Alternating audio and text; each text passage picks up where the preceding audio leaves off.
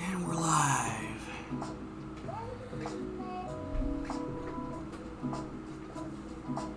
Good evening, mother of kittens, aka Liz.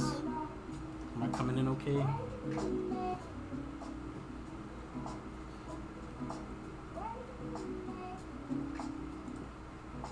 There we go.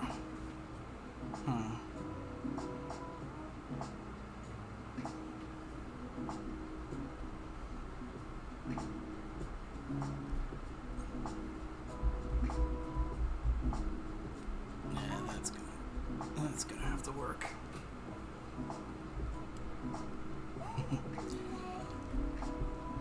Yeah, I'm sure Will. I talked to Will earlier. I'm sure he'll be along pretty soon. One quick thing here.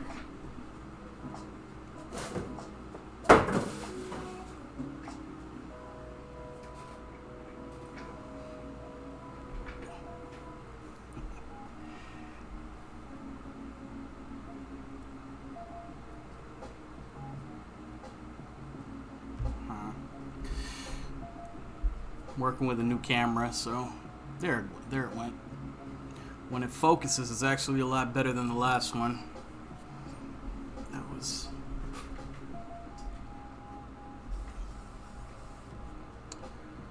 my best friend lent it to me because he wasn't using it, so apparently it's an HD camera, so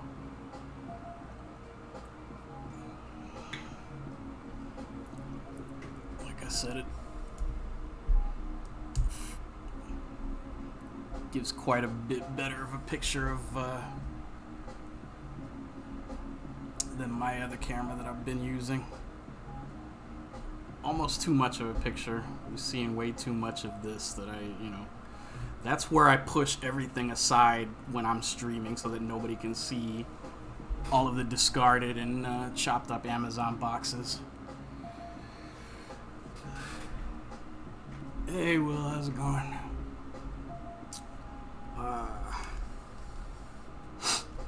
Let me get started. Today was it was a hectic day, so I had to start late. Yeah, I know you're having a good day. Happy birthday, by the way. Happy birthday. I'd sing you the song, but I'm not sure who owns it right now, and I don't want to get copyright. I don't want Twitch to mess with me over copyright. They already muted part of my last stream because apparently they thought some music was in violation of DMCA, which it was not, because all of the music that I'm streaming, I made it a point to be very generic and very copyright free, because I don't want to be bothered by that. So they're talking out their ass, but it's their world. I just live in it, so.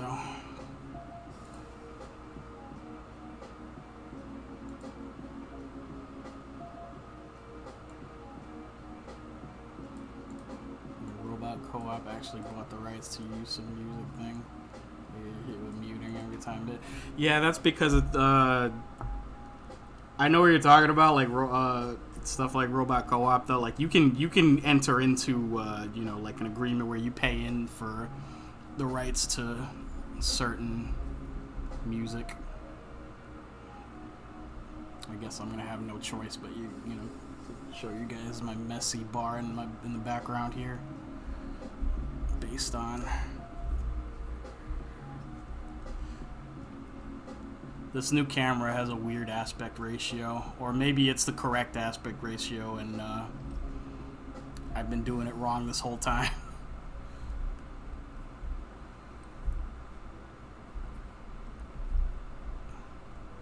Gonna have to remember. This is actually I think it's a fairly old camera. It's another Logitech. It's my buddy lent it to me because he wasn't using it. So let me see if I can find that for you real quick before we get started.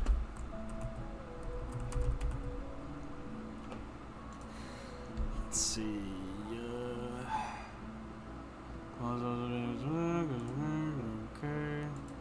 Okay.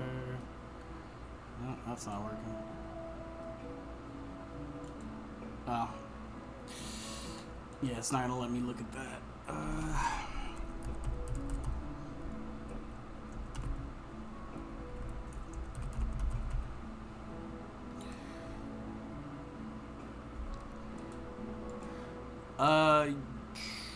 Oh yeah, it's Logitech C615. It's certainly not new, but yeah, it's better than what I was using. But I purposely, the webcam that I got before was an HD webcam that was refurbished that I got for about $20. Because at the time, this was like 2-3 years ago, I just needed any webcam. Any webcam would do. I wasn't looking for quality at the time, as opposed to now when, apparently it matters that you can, apparently, when it comes to Twitch or streaming in general, apparently people care what the hell I look like, so I'm having to get used to that. Let me turn this on to sort of reduce, at least somewhat reduce to a minimum the amount of shadows that I got going on over here. In fact,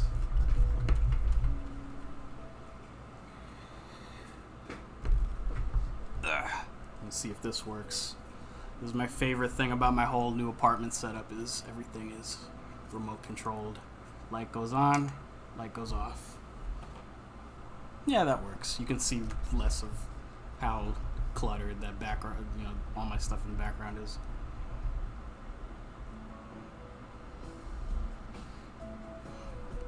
We'll get started here.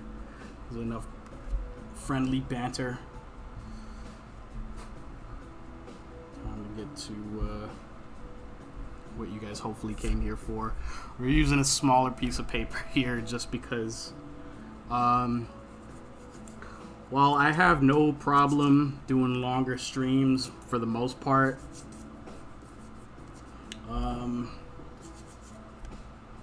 especially on days when I start later,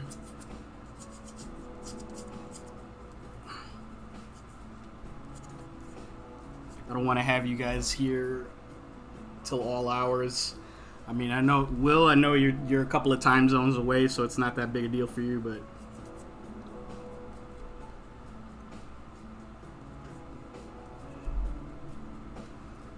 it's not the case with everybody, so.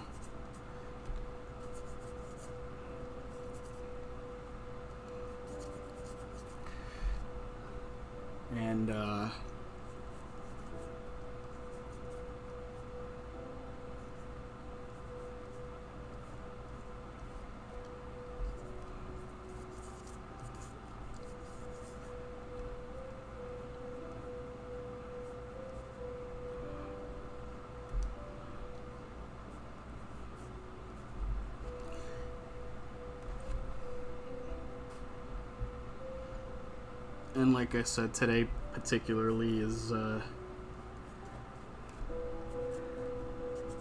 get into why I had to start the stream late today in just a minute.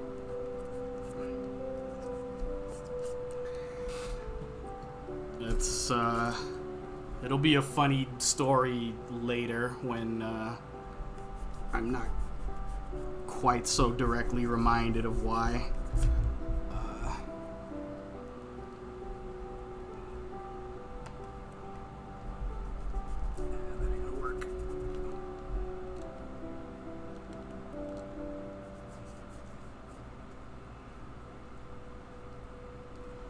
That's better.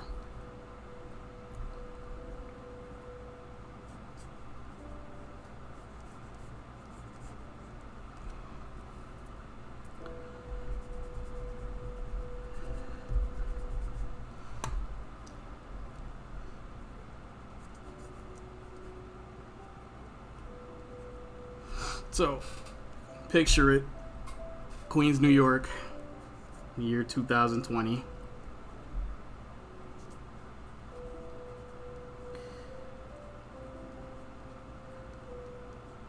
In an attempt to become more organized,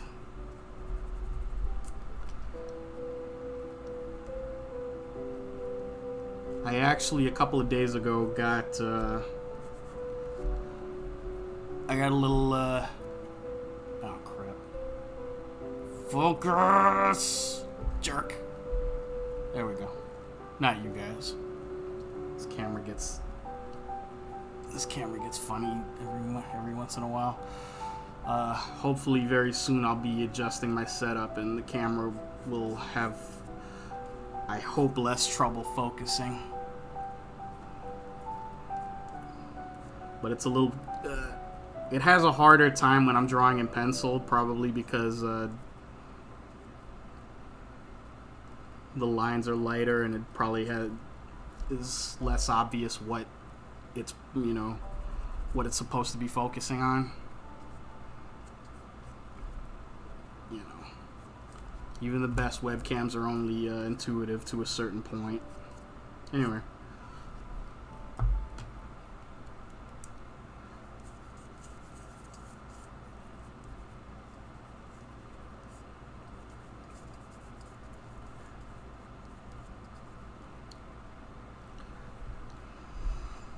So in an attempt to be more organized, I actually went out and bought a dry erase calendar, like a dry erase board with the calendar on it, because since I'm heading back to the day job next week and I'm going to continue streaming around those days, around those work days, I decided I wanted to have my schedule in front of me more prominently.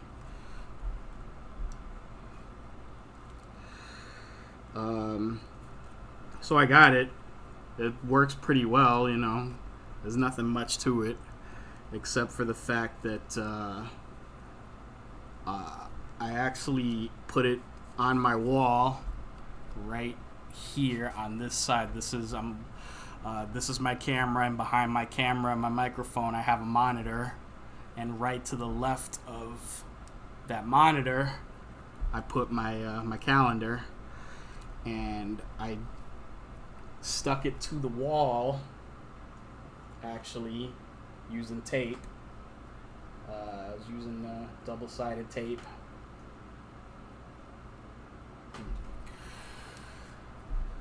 It was like double-sided foam tape. And I think I've, privately, like offline, I've explained to you guys some of the problems that I've had with putting any kind of adhesive on my walls this summer.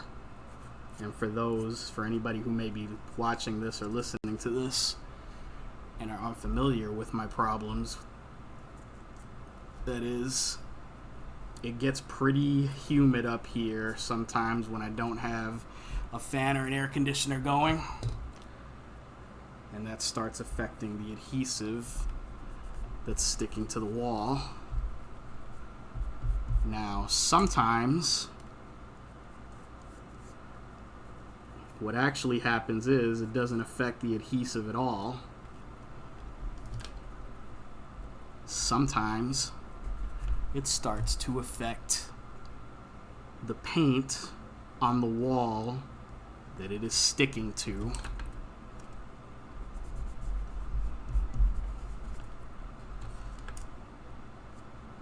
Now, if you did like I did and you painted your you recently painted your walls using latex paint, which can get kind of plasticky and rubbery and kind of peel off in sheets once it's dry. If it's not sticking to if it's not sticking very well to the surface you painted on. It can start to bubble up, or it can start to slowly peel off the wall.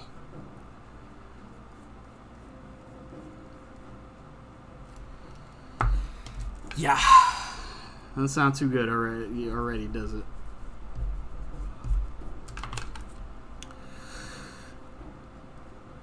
So I stuck my and this is not the first time this has happened. It's just the first time that it's happened this bad. And I stuck my my calendar on the wall to my left, and within a day or two, the adhesive didn't give out, but the paint started to. The relatively light weight of the calendar, of the little whiteboard calendar, still ended up weighing on the paint and the wall, and probably aided by some humidity, and it slowly started coming this way. The tape didn't come off the wall. The paint came off the wall, stuck to the tape, stuck to the board, and it started coming this way. And me, in my infinite wisdom, I decided, instead of waiting for it to get any worse, let's just pull the board off the wall and call that a failed experiment and try something else to get it to stick to the wall. So I yanked the board off the wall, and it took a reasonably large-sized piece of paint with it. Not a large size, not a huge piece of paint. If we're looking at this palette right here, it took a chunk. It took a little spot of paint around about that big around off the wall with it. That by itself is not that big a deal. But the thing is, it was literally like this, the rest of the paint around it was literally like, off the wall. It was like trying to think of what to compare it to. It was, if you've ever,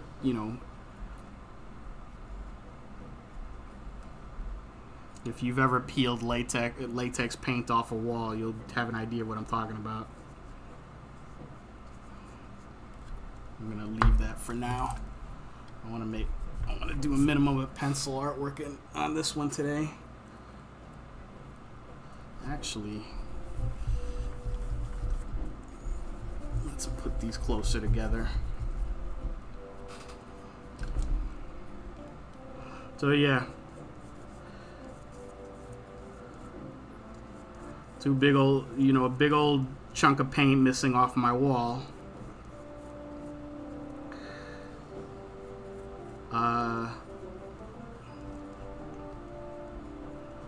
And me, because I've never met, an annoying situation I couldn't make even more annoying, I tried to sort of peel that excess, paint that was already peeling off the wall.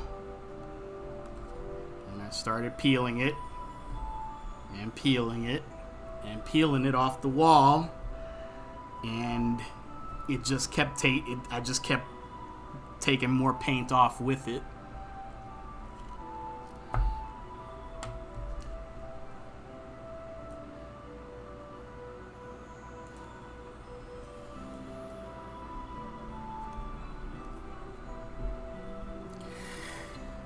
And what happened was, the paint job underneath the latex paint job I put on here, I can't quite tell if it was primer or if it was just, kind of really dry matte paint. But that started coming off with it underneath the paint that I put.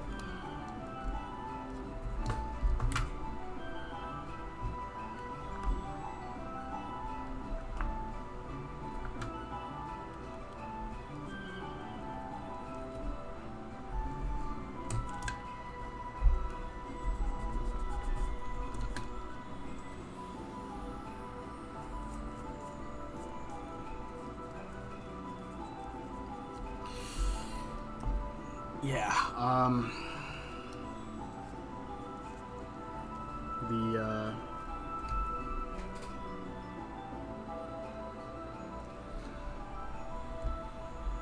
So I keep trying to find some natural break in the paint where I can tear it off and it's not going to leave any raggedy pieces or left on the wall. And that just keeps not happening. It just keeps going.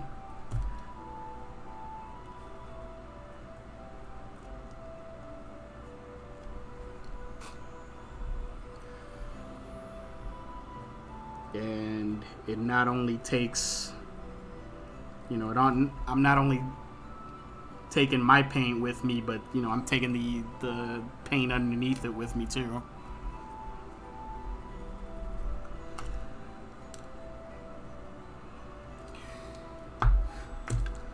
I take a knife and I try to cut, so that there's a natural peeling off area, and I'm not just taking more and more paint with me. That works to a certain extent, but it ends up being pretty uneven, and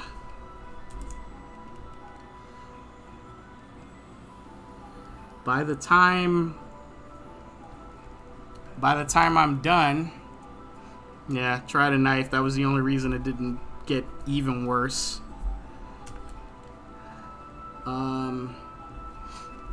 There's a pretty obvious and glaring break between the paint on the wall and the sort of plaster underneath it.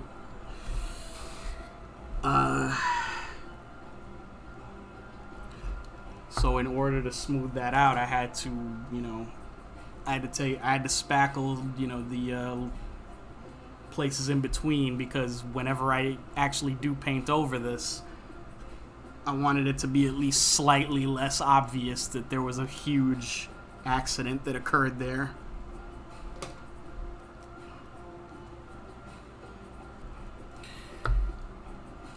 This delayed the rest of what I needed to do for the rest of the day by about half an hour to 45 minutes.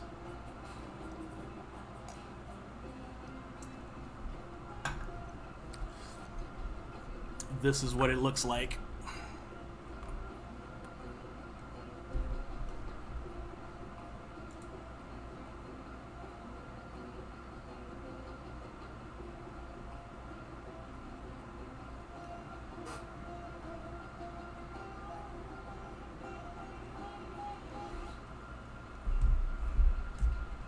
Pretty bad, huh?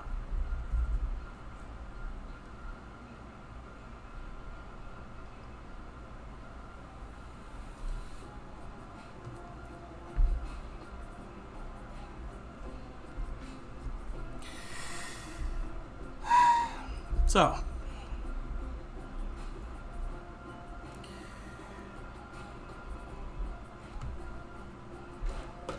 after a lot of very angry profanity,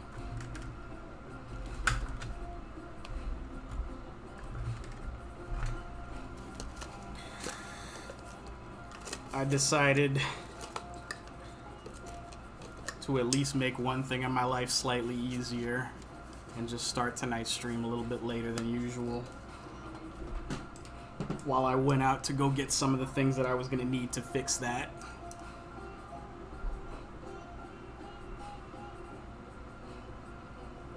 Along with a few other things that I had to do today.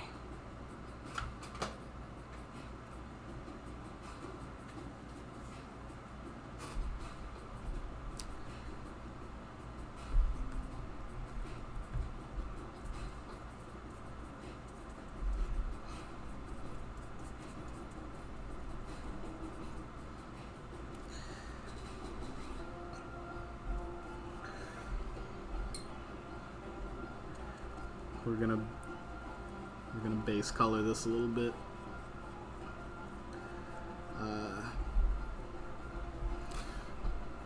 Like I was saying, it's my friend Will's birthday, so I asked him, you know, if he wanted to pick the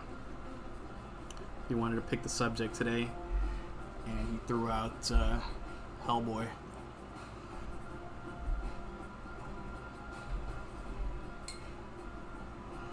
Which I haven't done in a while, so I was happy to do it. I wanted to try a little another little experiment tonight. Are you guys still there, by the way? Just want to make sure.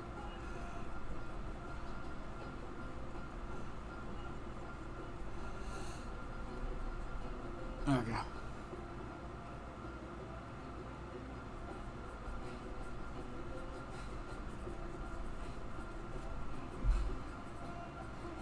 Oh, crap. That could have been worse. I dipped the brush in the wrong cup, but at least it wasn't my coffee cup.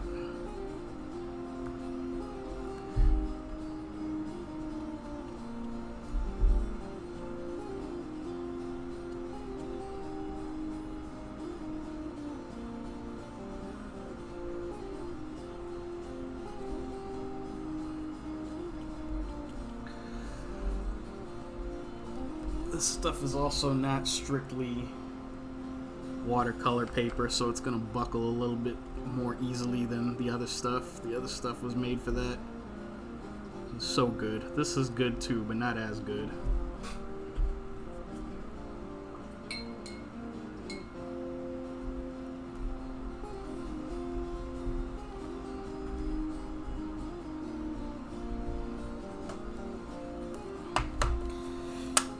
Yeah, I can't remember like if you're big time into Lovecraft, Will, but if you are,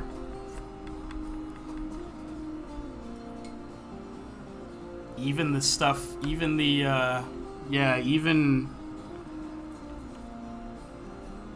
even the Hellboy stuff that doesn't directly reference Lovecraft has elements of that type of story in it anyway. Like Mignola is super into and always has been super into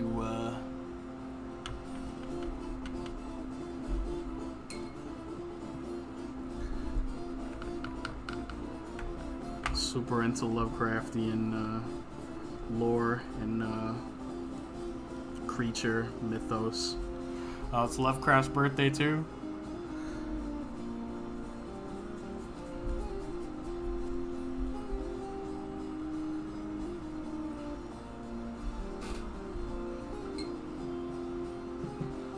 Well, happy birthday, H.P. Lovecraft, you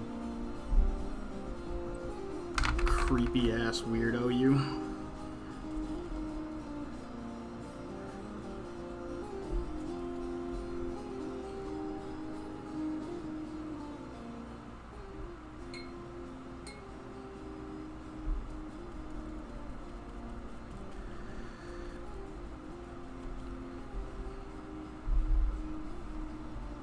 To switch cameras again. There we go. Much better.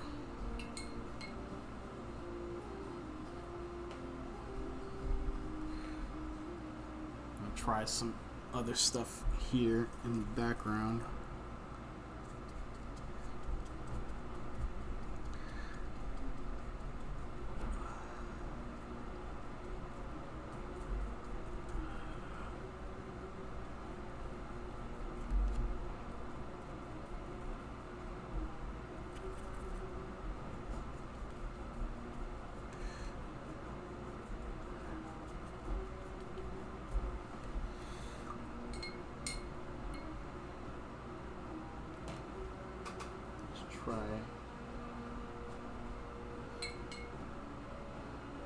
I'm gonna start calling this the bump brush.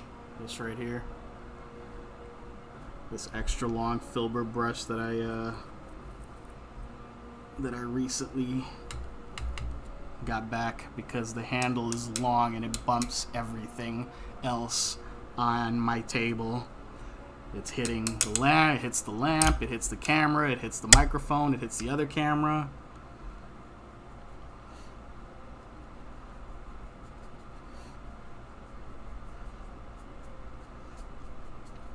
As a matter of fact, I'm starting to realize what a weird visual palindrome my drawing table setup is, because my drawing table setup is literally the same front, forwards, and backwards. Lamp, camera, microphone, camera, lamp. I didn't plan it that way, but there you go.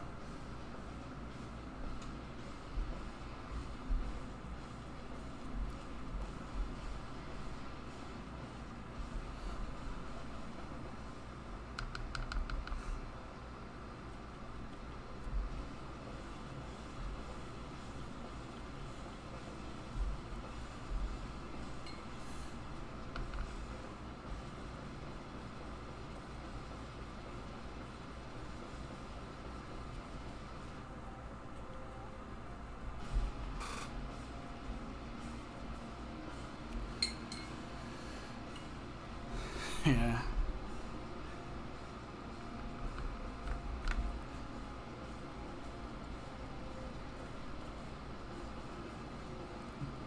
It's still a work in progress, but it's coming along. Like I said, the other reason why I was out today and I needed some time before the stream was because I was getting some supplies that I'm gonna finally ultimately use to put another lower shelf right over here that I will probably put books on, but I will also clip my my camera stand to, so that it will be lower and I'll be able to extend it out farther to point here at the page, which means I can lower this table again. And it's probably not a second too soon, because I'm noticing I have to lean forward a lot when I'm drawing in this current setup, and I'm noticing that I'm waking up after stream days with some pain in my back. So I got to do something about that, and fast.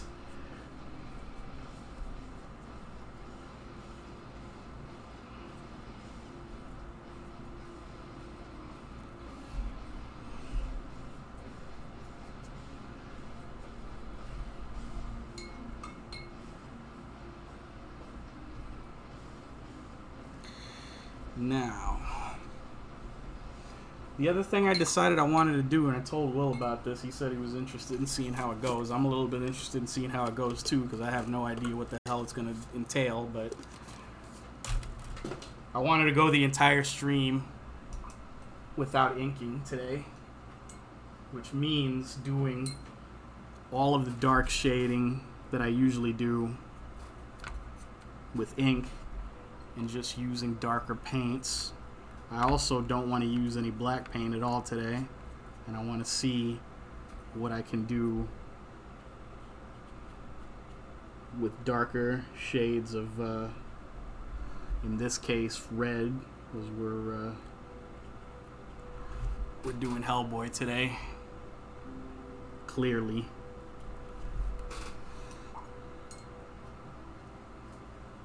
Right now, I'm doing the very basic stuff.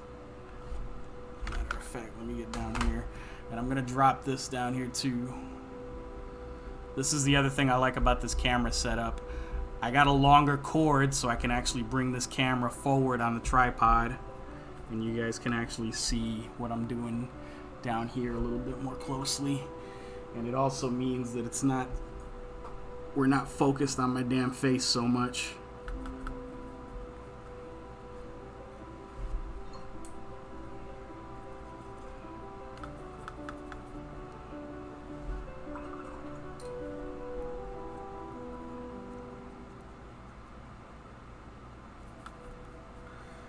was saying the other day, the one thing that I do need to get, these are my good Winsor Newton paints.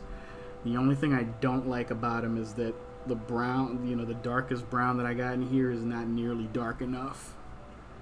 And I'm going to have to do something about that, which means I'm going to have to find, and it shouldn't be that hard, but I need to definitely get a darker shade of brown that's of this same type of paint, because otherwise I'm doing this stuff, and this is, for me, not going to cut it.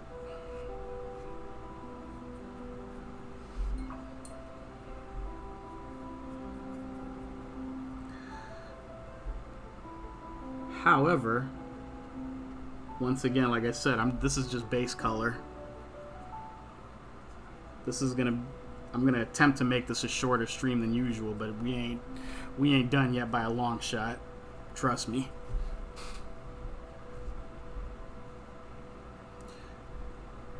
I was hoping you guys. I think you guys saw, Tuesday's stream, and that was my first, really like unleashing all of my colors, and you guys saw how that came out, and that's an idea of what's to come, like when I really start getting my groove back, so to speak, with all of these paints.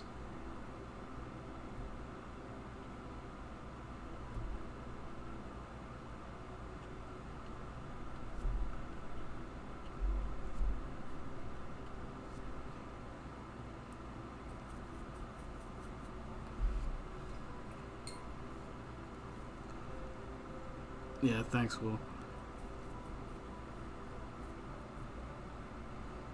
I think I finally reached the point in Legend of Zelda Link to the Past. I think I finally reached the point yesterday where I got past where I had played up until the previous, the last time I played, which was years ago. So it's all, I've never beaten that game before.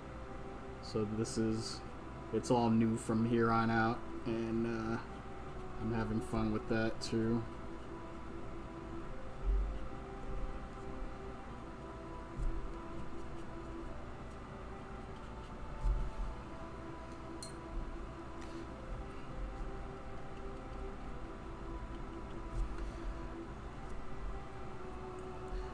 But yeah, like I said, that's what kind of inspired me to do some Zelda artwork, which was just revisiting that game, and a little hope that I could draw in some video game fans to the art stream. That's something that I've talked about offline with a few friends, is sort of my ongoing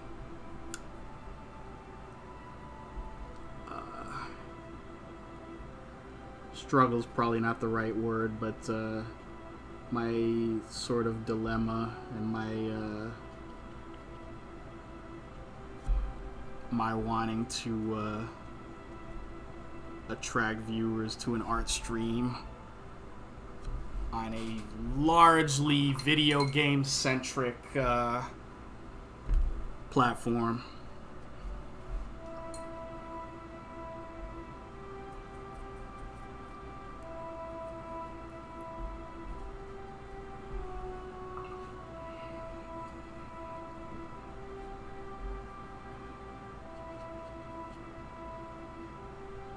And I'll keep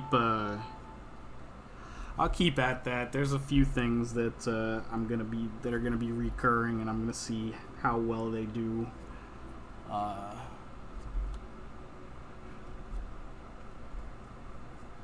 Oh yeah, no, don't get me wrong. There's plenty of diversity on Twitch. There's plenty of people doing all kinds of things on this service. It's just, traditionally,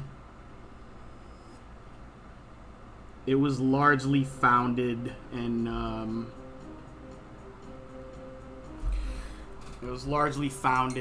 promoted as initially and originally as a streaming service for video games.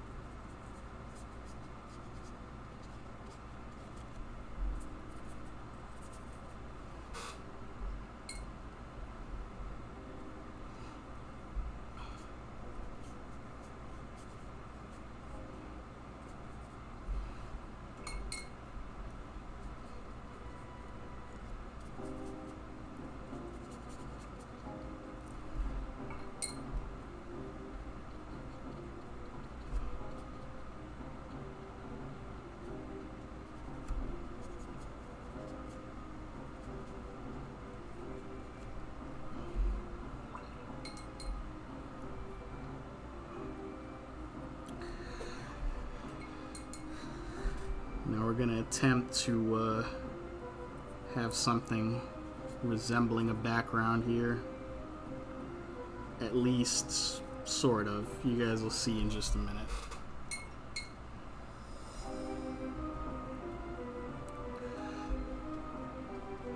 There's generally a thought, you know, I shouldn't even say there's generally a thought. It's just my impression is that for any Hellboy artwork that I see out there, it's my general impression that most artists don't feel the need to use a whole lot of color when it comes to Hellboy, and sometimes you just, at least if you're me, you want to see how much not like everybody else you can make something that everybody else is doing.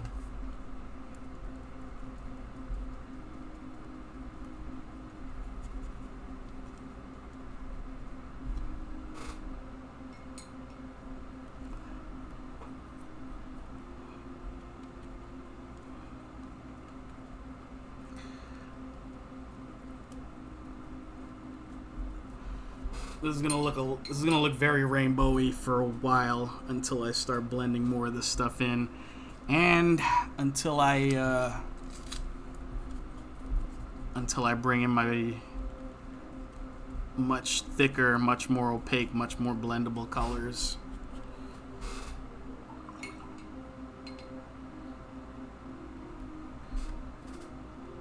Because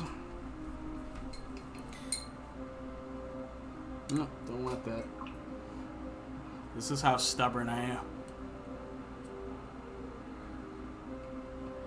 Not to be greedy, request you think you do John Constantine at some point on Room Fits into things. It's definitely in the cards. It's definitely something I've been planning to do. I love John Constantine, and I've only drawn him once. It's like one of my very first Sketchbook Saturday sketches a long time ago, so it's probably pretty close to about time to do it again. And it might end up being something similar to this, which you'll see what I mean shortly.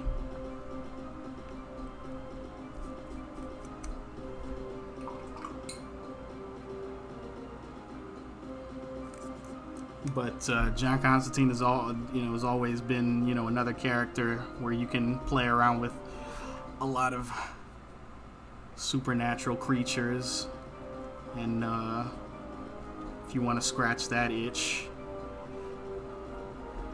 the same way that you can do just about any kind of sci-fi story in Doctor Who, you can do just about any type of, supernatural horror story you want with really both Hellboy and Constantine.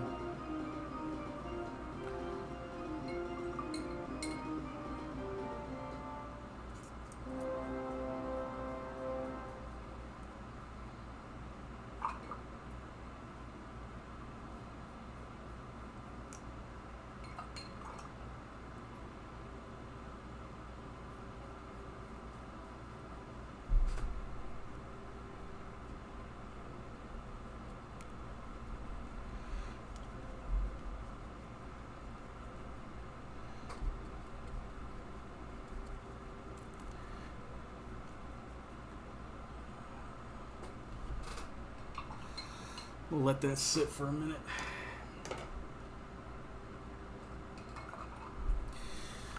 Put this aside, and now... Oh, well, I just realized you couldn't see that dramatic putting down of the case on either camera. Let's do that again. That was so lame. Anyway.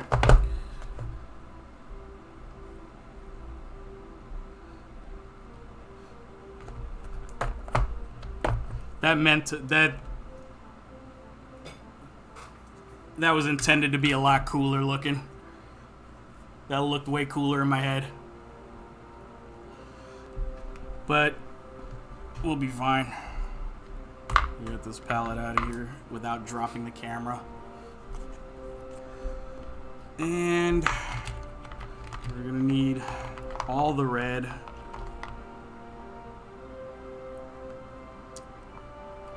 And trust me, that's as much red as we may need. Maybe not. But for now it will be. Because a little bit of this stuff tends to go a long way. And you'll see why in a minute.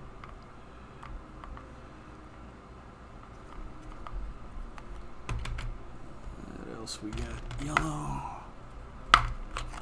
Then this is what I was doing on Tuesday.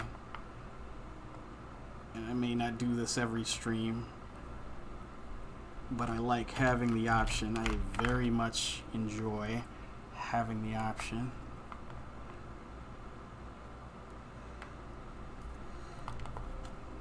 And I just got more color options here this way.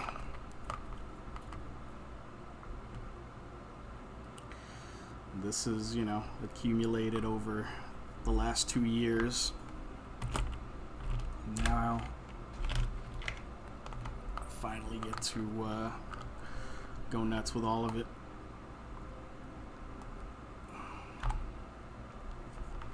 Now I'm pretty sure I had an actual shade of purple in here somewhere. I thought I did. I hope I do. That's white. That's lighter. That might be the only purple I've got. It is. That's okay. Actually, I'm gonna throw another one of these over here.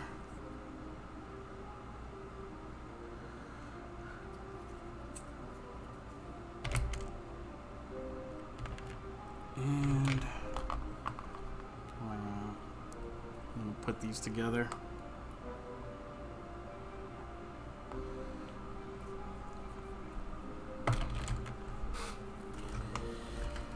Then get this out of here. I got another one here in case I need to mix some more. Don't drop anything. Good.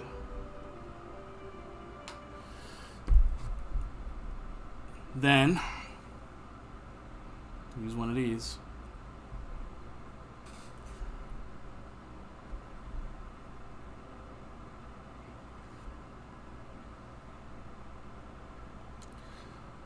Suddenly you get a lot more to work with.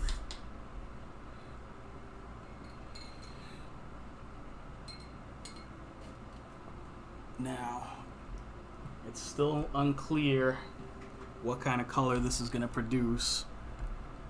So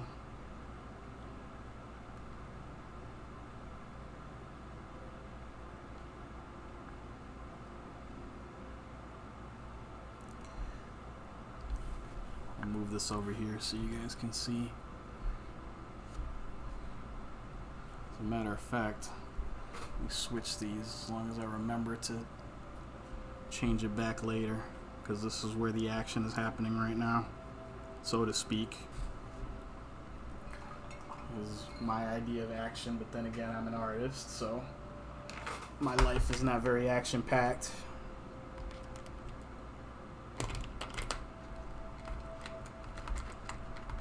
I think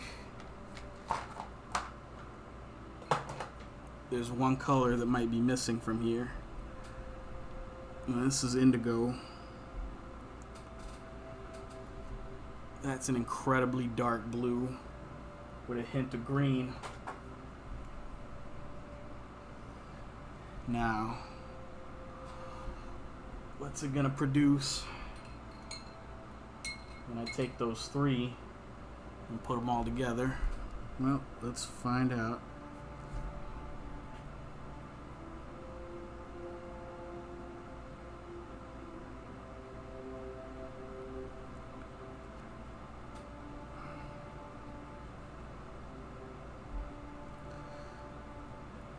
Yeah, that indigo is pretty overpowering, but that may be exactly what we need, because we're going for a color that's basically going to be our substitute black right now.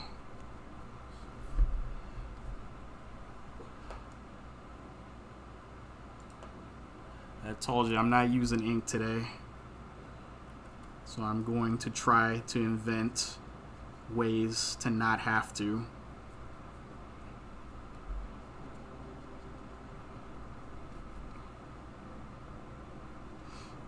This paint also does the other job that I needed to do of weighing down this page so it's not buckling so damn much.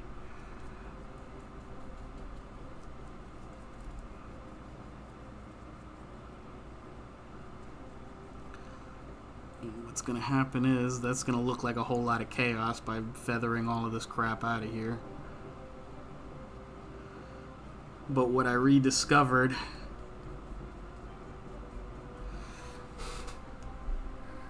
on Tuesday was one of the things I love most about these paints, and that's how well they blend. Especially after they dry. See, these, like I said before, when these dry, they were mostly water in the first place. So when they dry, there's not much pigment left on the page, which is why these look kind of muddy.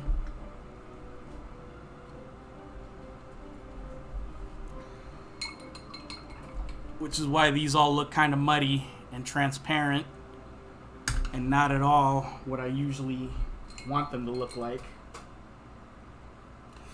These, however,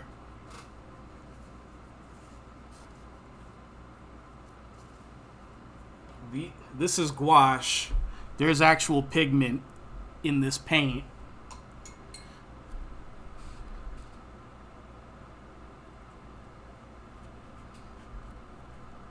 Adding water to it just makes it easier to blend, but it's still paint. It still has pigment. It's still opaque.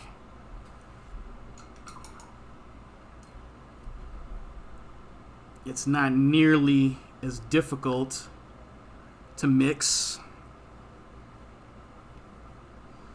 and it's really not difficult at all to blend.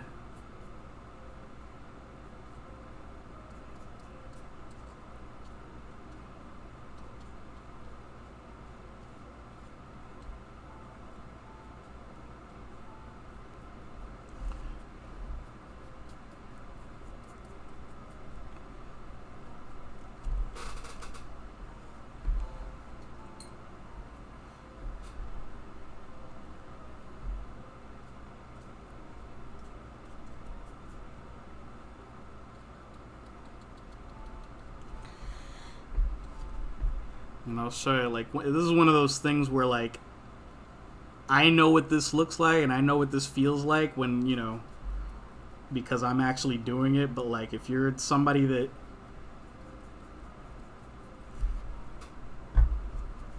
it's hard to sort of express how much more enjoyable this is than, what I've been doing. And I know I've been beating the drum pretty hard of, I'm using crappy paints for the past couple of weeks, and I may be beating the drum now of, I finally am not using crappy paint anymore for a little while longer till the novelty wears off, I guess. But it's also pretty difficult to understate or to overstate how much better this is.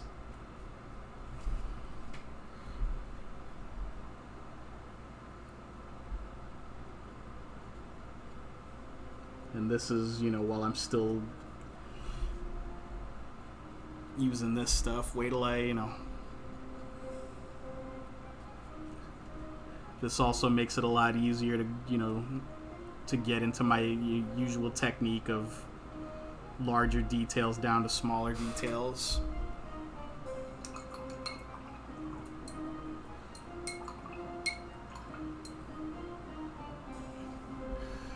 Yeah, so Will says, like for me, the worst most maddening experience is dealing with subpar, underpowered computer that won't do what I'm trying to do.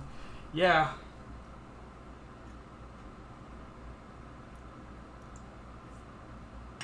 If you're dealing, I'm not the computer expert you are, Will, but like if I, it's not, it's a pretty fair, it's a pretty close to 1-to-1 comparison if you're trying to, get anything done and you're using, substandard or subpar anything, hardware, RAM, processing power, and you're trying to execute complex tasks using very basic and very limited equipment and resources. No matter how good you are, no matter how clever you are, no matter how resourceful you are, you really can only do so much.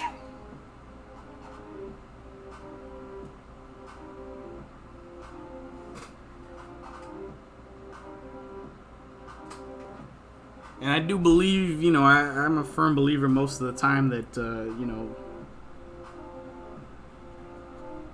that somebody, with good enough talent can overcome subpar and substandard tools and equipment. But not forever. Sooner or later, you want to work with, you want to work with something that can accommodate your objectives. Let's see what I can do here.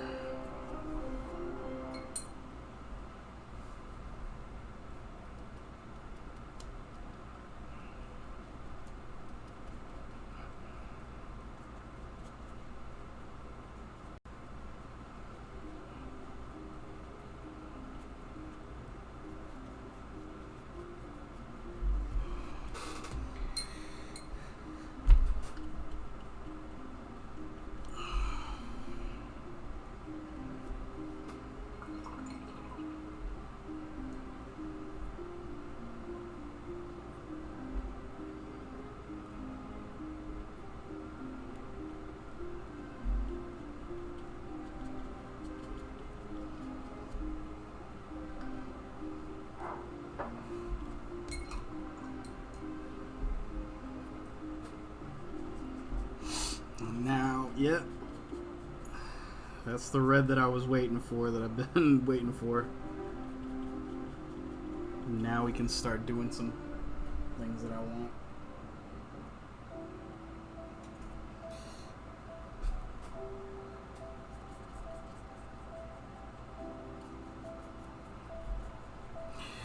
And also, you might be able to see a little bit.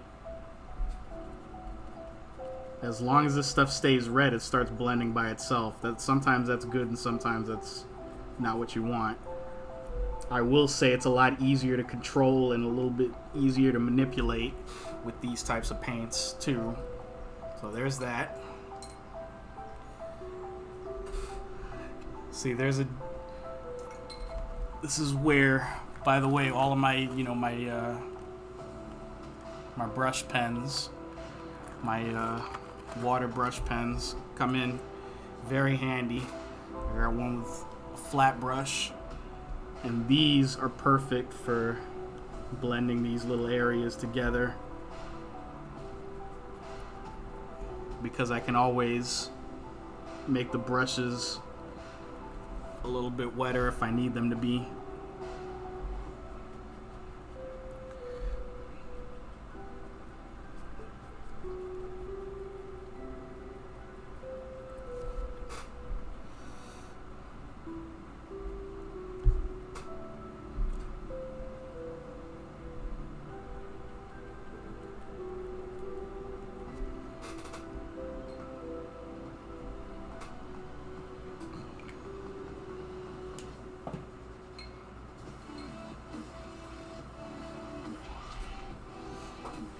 wrong one? Where'd the other one go? No. No. The hell did my bump brush go? It wasn't this one? Oh no, I had another one. Yeah, this is the other one that I was looking for. I thought I brought that out already. Then the other side of, you know, not just the paints, but, you know, using better brushes helps too. Helps quite a bit.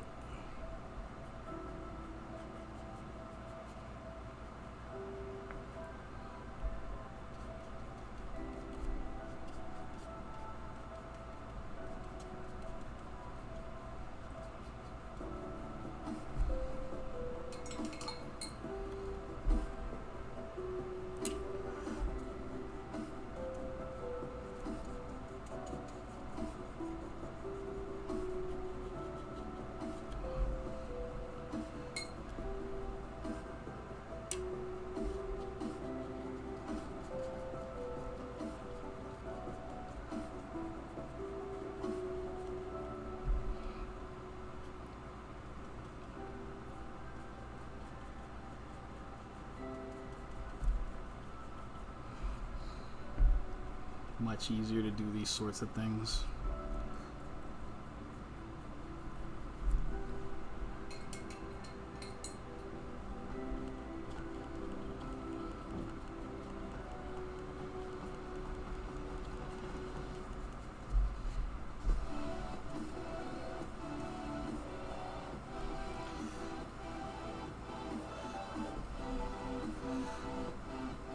And now, I got carried away there.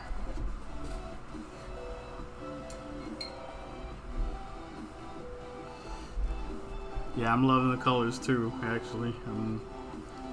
This is it.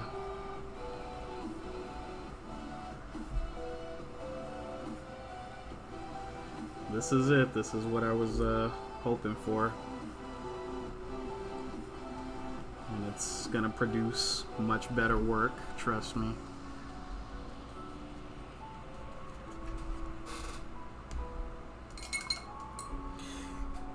And like I said, you ain't seen yet nothing yet. As a matter of fact, without any further ado, I think these parts are dry enough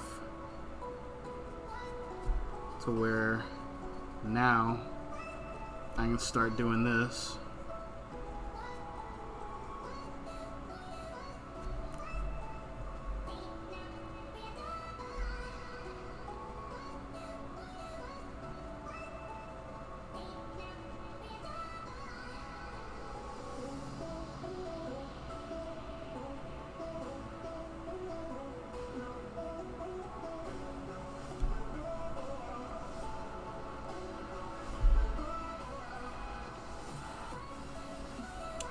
See, needs a little bit more water, squeeze, and once that water's coming through,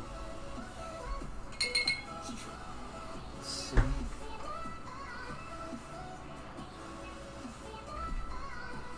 Yep, it's coming through. It's just being stubborn, it's being a little bit slow, but it's coming.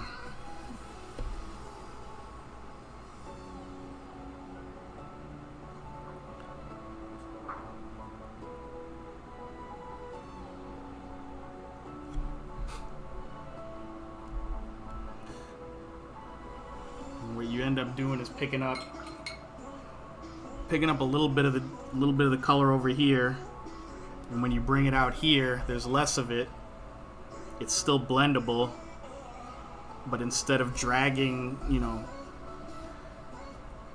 instead of dragging around a color that's stubborn, instead of trying to drag around a lot of a color that's stubborn, you're actually kind of nudging a little bit of a color that's a lot more obedient, for lack of a better word. But see, this is just the beginning. I can keep blending that until you can't see the brush, till you almost can't see the brush strokes anymore. Whether or not I do that depends on how I think it looks when it's at a certain stage.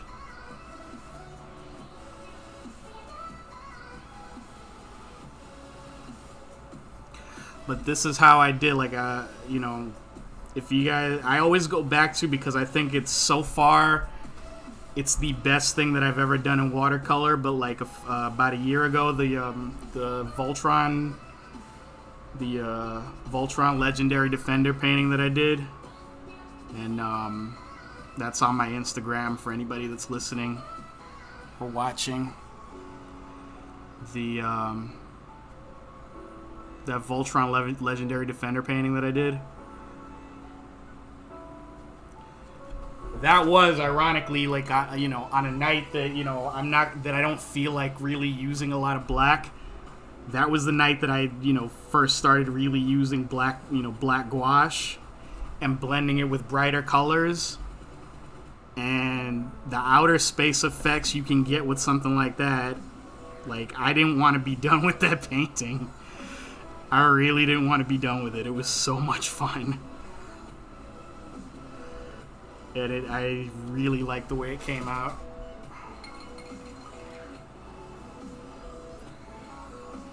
But yeah, see, now this part's a little bit dry. This brush is a little bit too wet for what I want to use it for, what I want to do. So I switched to a slightly less wet brush. It's still damp, but then I can start doing this too.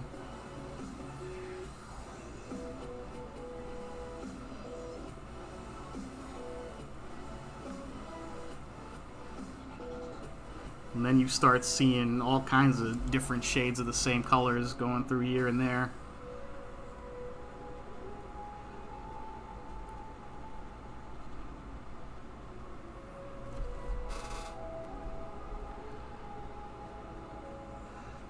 Yeah, right now these pens are just full, you know, they're just filled with water. If I wanted to, I could put some diluted paint in here.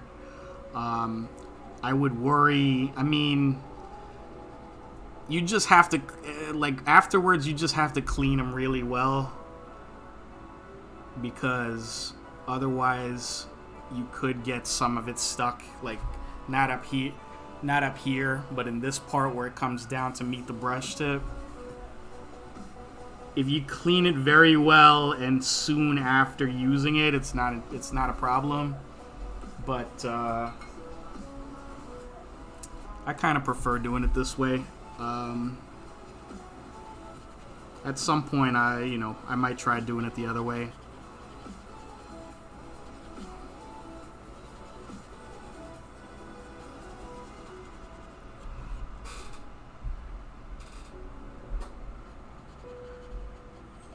See, the only thing I gotta worry about now is not so much the paint's not cooperating, but now this paper not cooperating. That becomes somewhat of an issue the more I start, you know, scratching at the page. I didn't, you know, I wasn't trying to shortchange you guys or anything like that, but I did picked a page from a slightly smaller book. This is the size that we did, that I had done Sandman on, just because I wanted something a little bit faster today. Something that we could get finished, that I could get finished with in, especially since we were starting at 8:30, something I could get finished with in under 3 hours. Which it's looking possible. It's looking like it could be possible.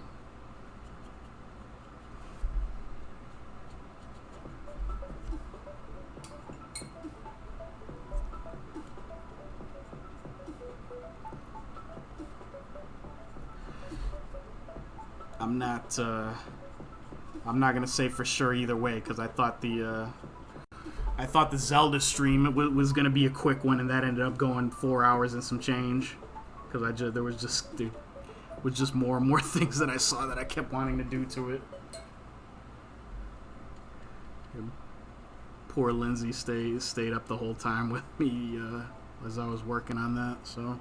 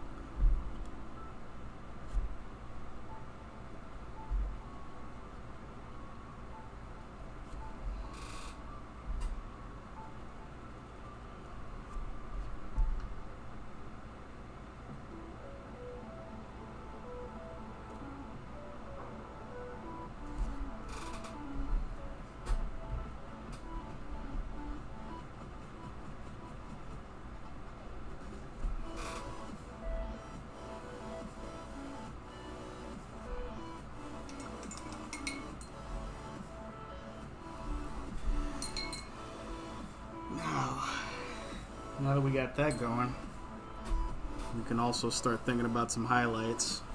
We'll put them over here.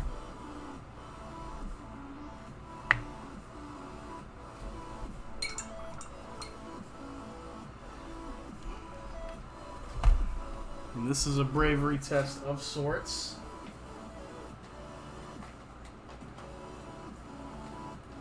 Sometimes it comes out well, sometimes not. Let's see what happens today. Throwing a little bit of white in here to lighten up whatever we end up with.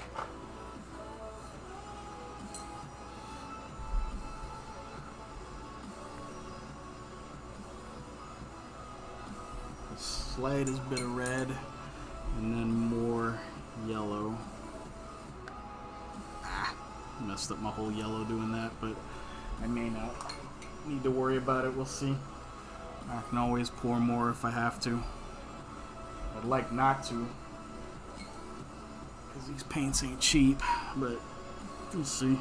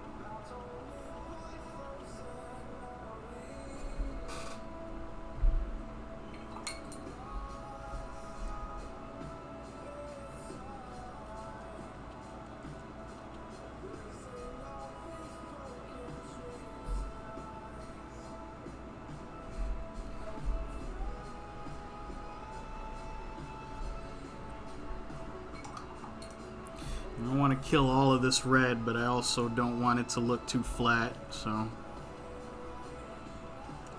And I want it to pick up at least some of this, which is meant to be sort of a light source by default.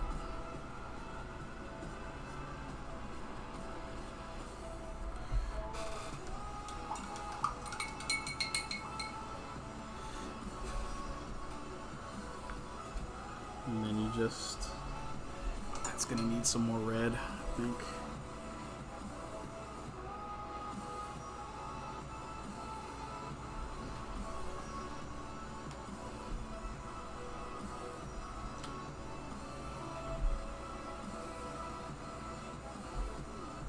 Better.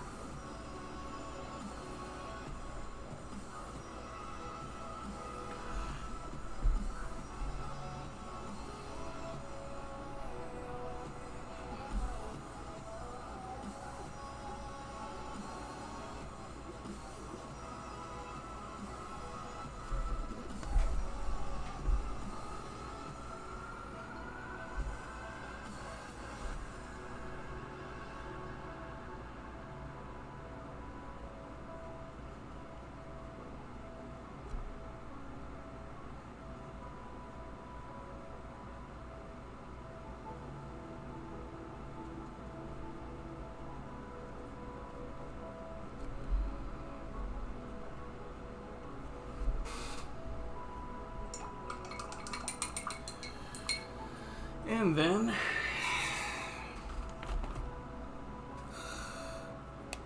start doing that.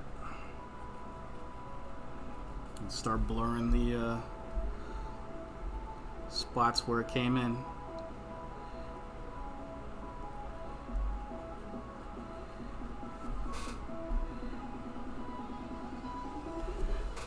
You dull the initial yellow color just a little bit so that it looks less like yellow and just yellow laying flat on top of there, and more like a lighter highlighted shade of the underlaying red.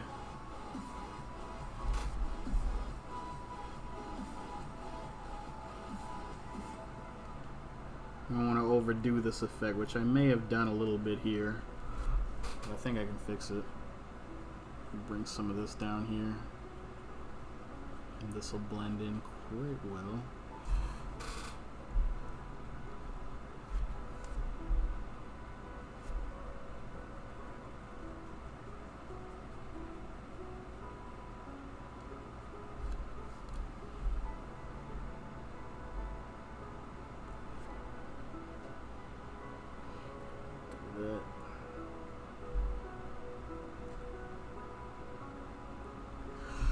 Once this dries, I'm gonna have some much sharper dark lines.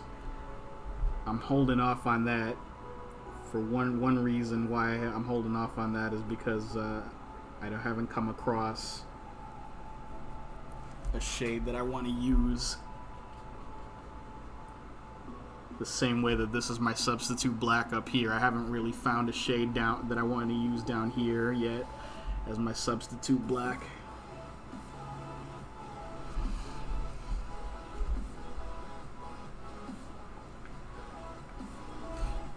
I'm kind of operating on the assumption that it'll kind of reveal itself to me as we go along.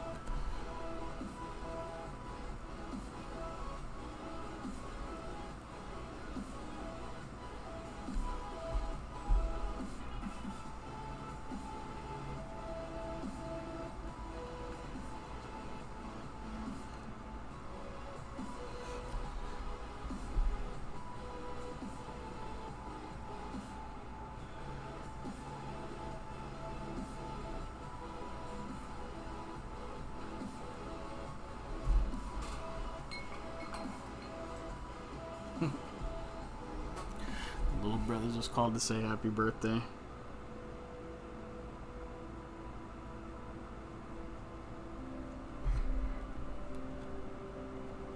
That's good. Little brothers are the best. I say that as a little brother with no little brothers of my own. I have a very biased perspective about that.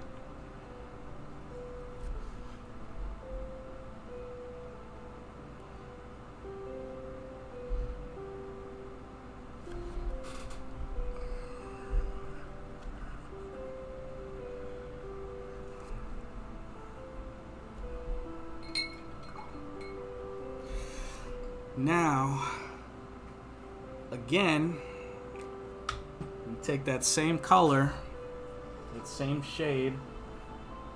I'm going to throw a little bit more red into it. Maybe a lot more red. Let's see. But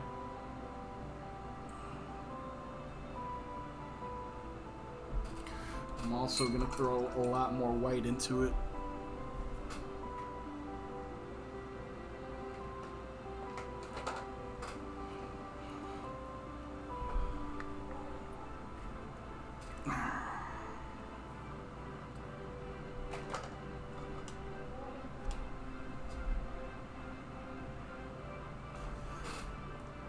This to go leaking too far out of that palette.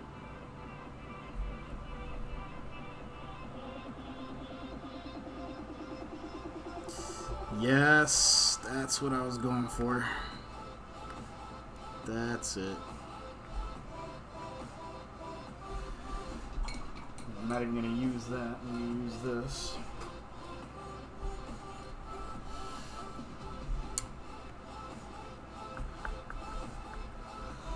Yeah, that's what I was looking for. Needed a mid-tone in there somewhere. See, once you get a mid-tone like this, you can keep dropping it in. You can keep lightening it and lightening it. And keep dropping it and dropping it and blending it. Until you've got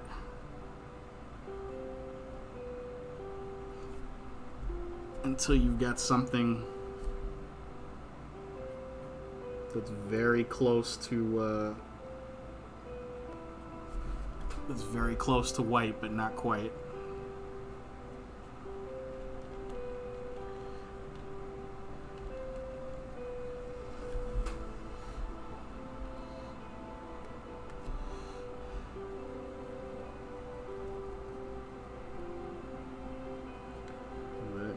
That should go right over here.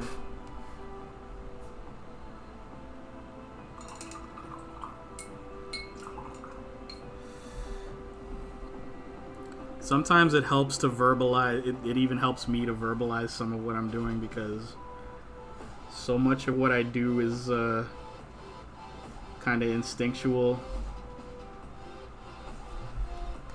that I don't always even stop and ask myself why I'm doing certain things. And that sometimes becomes a problem if you want to do it again. If you want to do it again, you have to know, what you did and why, so...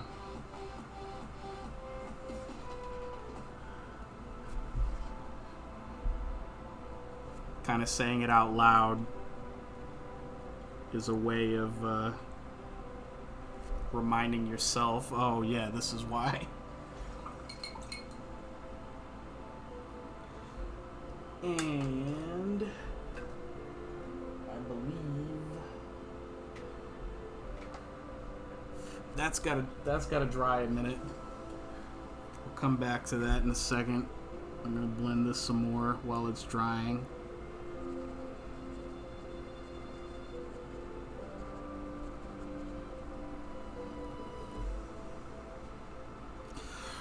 I'm glad you guys are enjoying yourselves, and I'm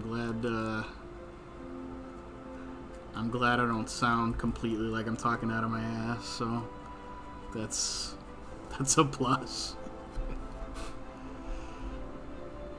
That's a plus. Yeah. I'm gonna do the famous lean. Oh, you guys can't see this. I'll here, hold on. I'm gonna do the famous lean back. Do the famous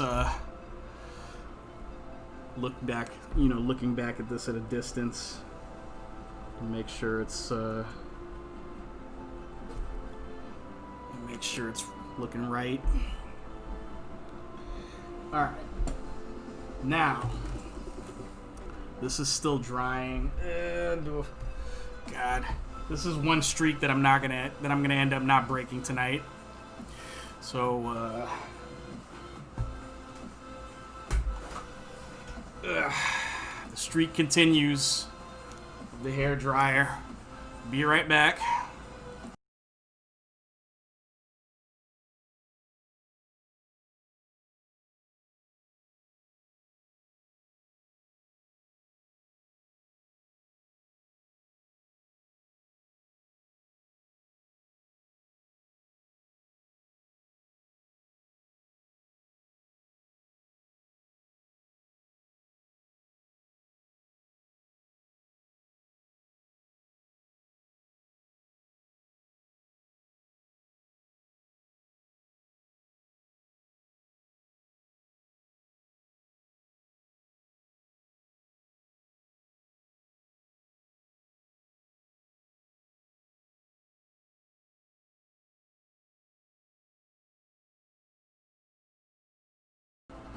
One day I'd like to not have to do that, but it's just so efficient. It just works so well. It's so corny, but it just works so well. Alright, hold on before I get into that. I'm gonna do the thing that that I dried all of that for in the first place, which is slapping another highlight color up in here.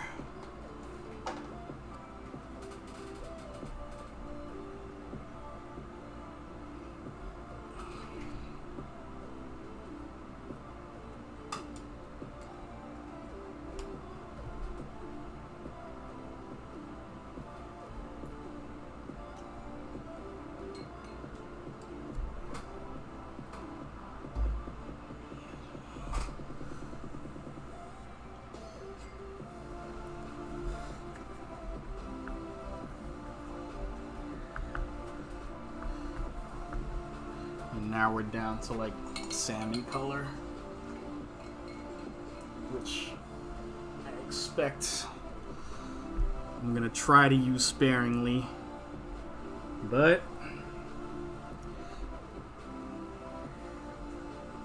sometimes when I get onto a good thing, I have a little problem with moderation.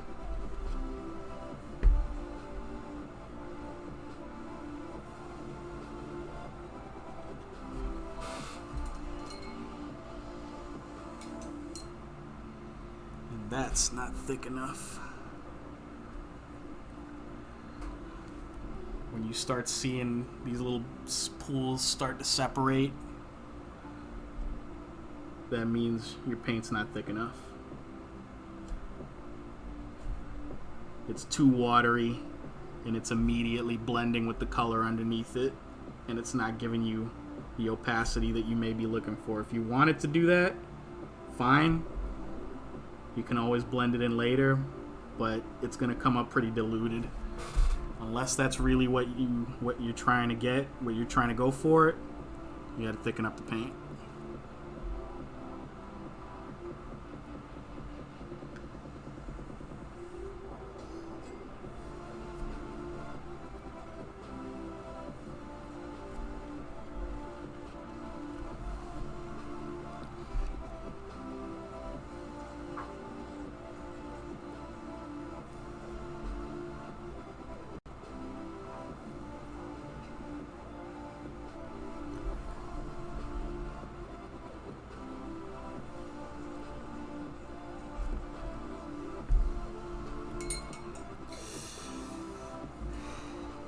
Now, the reason why I want to go very sparingly with that is because that's basically flesh color, and I don't want to uncanny valley this Hellboy painting too much.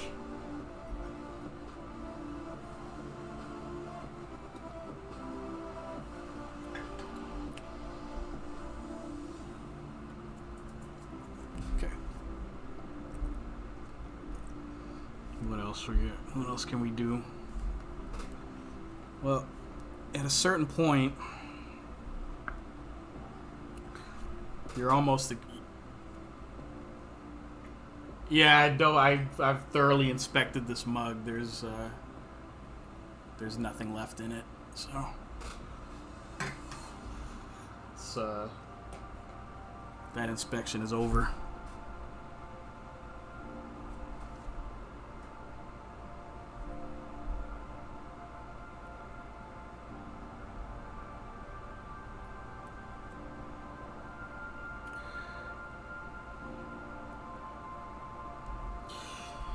Yeah, at a certain point,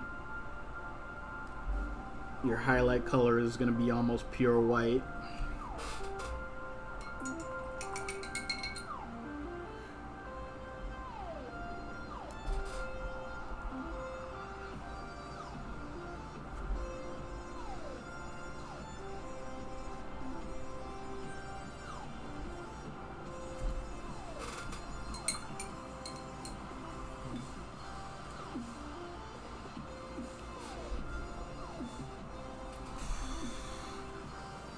Some more.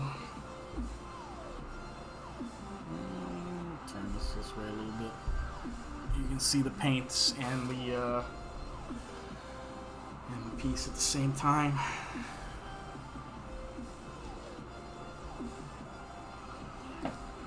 Funny thing is, you mentioned doing John Constantine. The idea that I had for Constantine is very similar to this one that I'm hopefully going to be able to execute here very soon. Yeah. Now I have to figure out how, when I actually do Constantine, how I'm gonna make it different, and I mean like significantly different. I don't want to do basically the same concept for both things.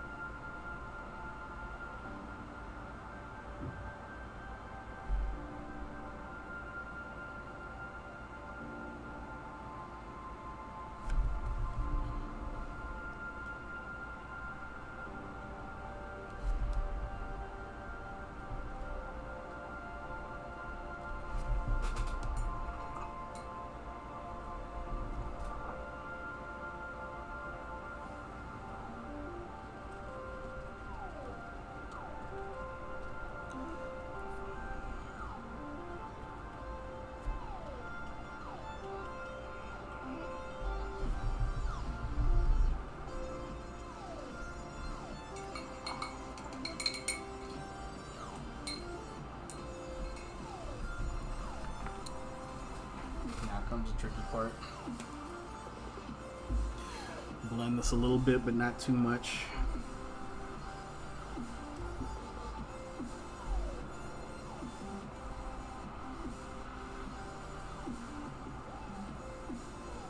And kind of wipe this brush frequently so that I'm not bringing too much of any one color onto another.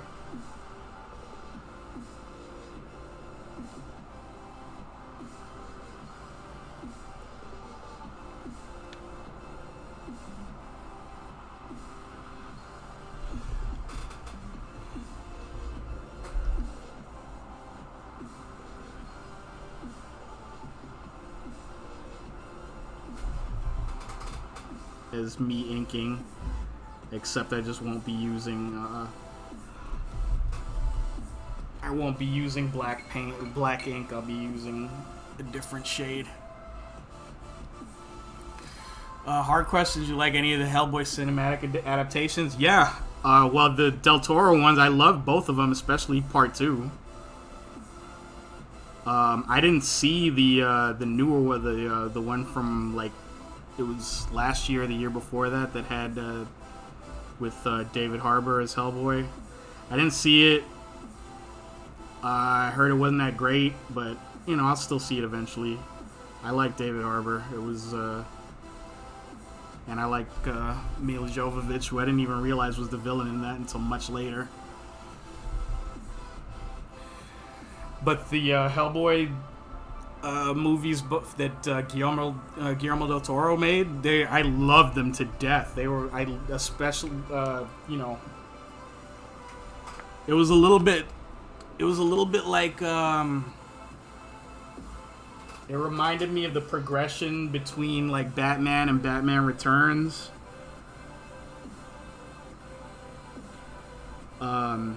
In that, in terms of direction, the first Hellboy was very much Guillermo del Toro kind of doing a studio movie and trying to appease the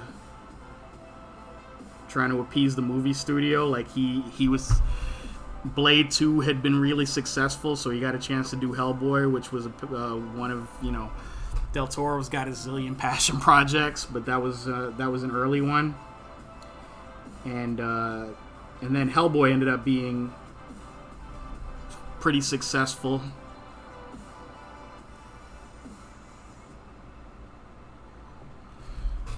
And from that he was able to go on and do Pan's Labyrinth, which to me is I can't say enough good things about Pan's Labyrinth. I think it's one of the best movies of its kind, and one of the best movies period that I've ever seen. and I'm so happy that I got to see that in the theater when it came out. I adore Pan's Labyrinth, and since that ended up getting him, and I think he got an Oscar for that. If he didn't get an Oscar for it for best foreign language film, he definitely was nominated for one. And on the strength of that, he came back and did Hellboy 2. And he came back as, Oscar nominated Guillermo del Toro, which meant he got to do whatever the hell he wanted in Hellboy 2, and he sure did. And he got to go all out with, the creature designs, with the, some of the wacky plot elements. It was a little bit more like, it had a little bit more comedic element, like dark comedy, which is exactly what happened with Tim Burton when he did Batman. Batman was very much the first Batman was in a lot of ways the movie that Warner Brothers wanted him to make. And then when it made a gazillion dollars at the box office, Tim Burton could write his own ticket with what he wanted to do after that. And if you go look at Batman Returns is way more of a Tim Burton movie than the original one. Batman Returns is a way more Tim Burton centric movie. His fingerprints are on that a lot more obviously than in the original. And the same thing happened with Hellboy. Hellboy 2 is way more of a Guillermo del Toro movie than the original was, in all the best ways.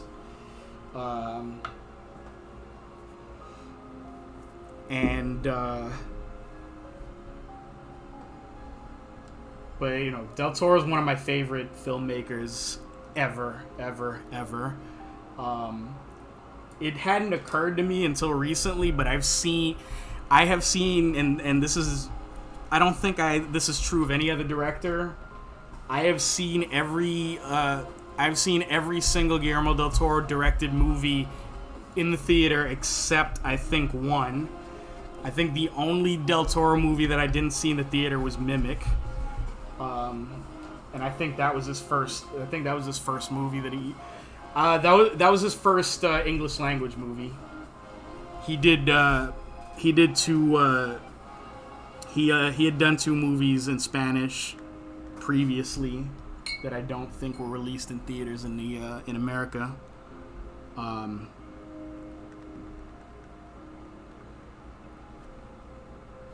I've only seen one of them, which I believe was Kronos. Which Kronos is a good movie. Kronos is a good movie, but it's weird. It's weird. It's weird, and it takes you really got to pay attention to it, and I would need to see it again to. Devil's Backbone was the other one. I don't remember if I saw that.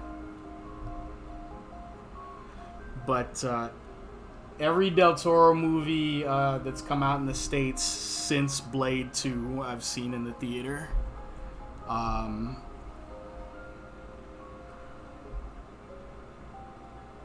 I almost didn't go to see The Shape of Water because I wasn't... Not because I wasn't sold on it, because, by that point... Del Toro had a lot of benefit of the doubt with me. That even, some of the wackiest ideas that he has, like I saw Pacific Rim. Pacific Rim was okay. I admire just the sheer, I'm gonna straight up do a movie about giant robots versus giant monsters. I'm gonna spend $500 million on a giant robot versus giant monsters movie, and I'm allowed to do that. I admire Pacific Rim just based on that. by itself, as it's, as a movie by itself, it was all right, but just knowing that, knowing that that was Del Toro using what he may have thought was the last bit of passion project power that he had from Pan's Labyrinth, and deciding to use it on that, and to a lesser extent Crimson Peak, which is not at all what I expected it to be. What I expected it to be, but I still liked it. Like, yeah, I think Del Toro swung for the fences with Crimson Peak and Pacific Rim, thinking that I'm gonna do these two movies. They're not blockbuster, one of them is not a Hollywood blockbuster movie, and the other one is not necessarily as strong as strong a blockbuster movie as some others that, because basically, how can I put, Pacific Rim was basically, if it was basically Transformers if somebody competent made it. It was like Transformers meets Lovecraft, directed by somebody who's good. And that's a pretty ambitious high concept right there. I don't know if Del Toro expected that to go anywhere, or if he even particularly cared. But just the audacity of it, I love the, I love that he had the balls to make that movie and and not worry too much about, how well it was gonna do.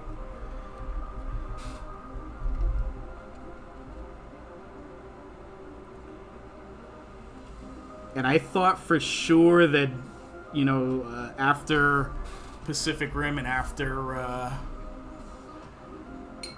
Crimson Peak, Del Toro had pretty much just decided, okay, I've had my fun in Hollywood and I'm going to go back to making small movies, and, I might do some kind of adaptation of Lovecraft, which he's been talking about doing for years.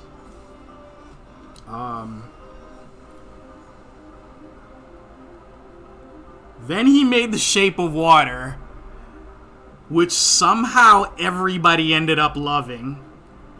Now, I know why I loved Shape of Water.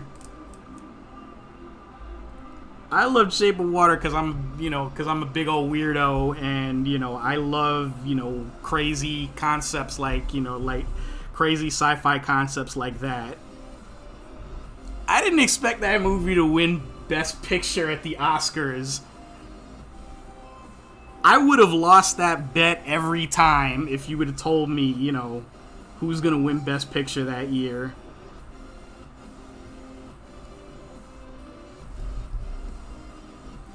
If it was a choice between that movie and A Snowball's Chance in Hell, I'm betting on The Snowball. For real. There's no way. And it did. It won Best. I was so, I loved it. That was the same year that Into the Spider-Verse won an Oscar. I'm like, yo, I think that was. I'm pretty sure it was.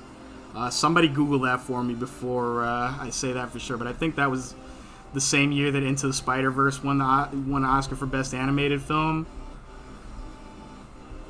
And I was just like, yo, the Oscars went, the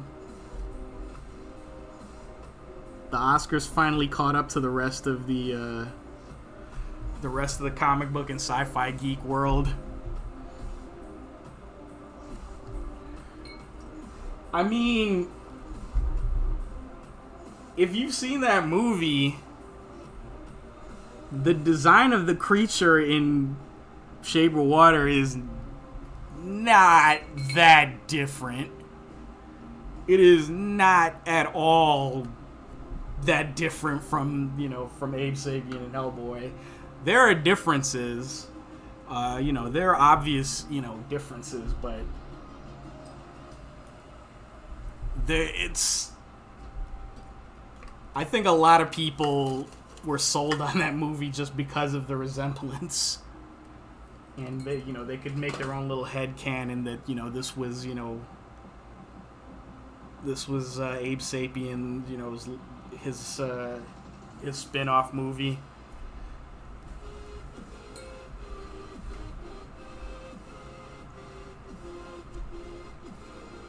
We're getting ready to do our darker highlights. I'm just getting that ready. I'm gonna let this dry. I'm gonna get another drink also, actually, so I'll be right back with you, but I'll be right back.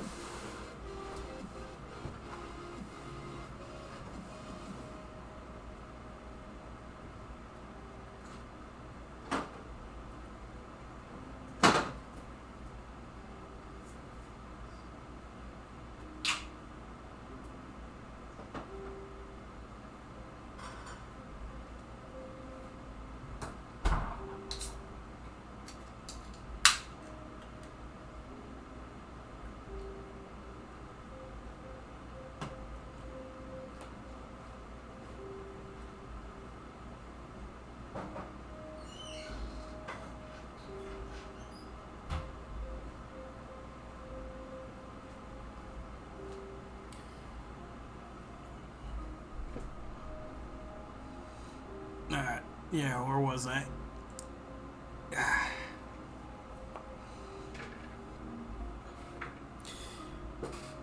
Yeah, like I said, I know why I love The Shape of Water, because that's just my, that's my kind of movie where it's just bizarre enough and just dark enough. And I think that's Del Toro's wheelhouse anyway, is like these super dark, effed up fairy tales. That's really where he kind of shines. Because that's basically what Pan's Labyrinth was as well. I'm not gonna do that just yet. I'm gonna hold off on that.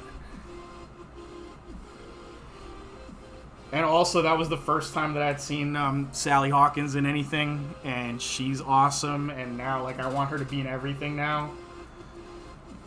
Said maybe like, if you don't count the song in that movie, she I don't think she says a single word besides the one dream sequence.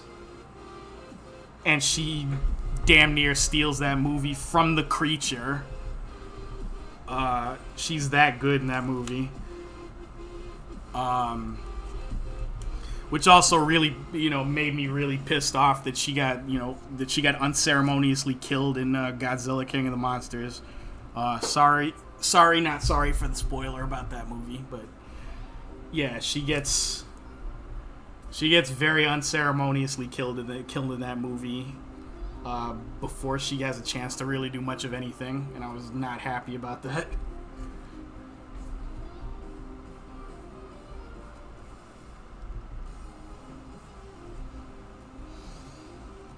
What else? Okay, this is what I'm gonna do.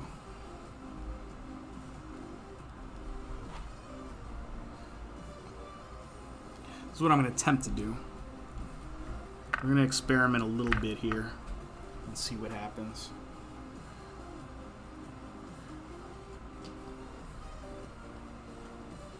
Where'd my eyedropper go? Here, right where I put it.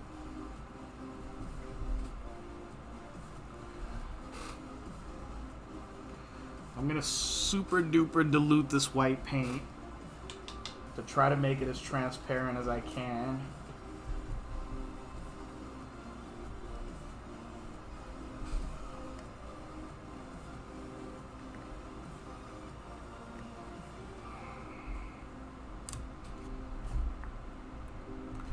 see if that's gonna cut it. Then dilute it even more. Put it over here. Eyedropper that again.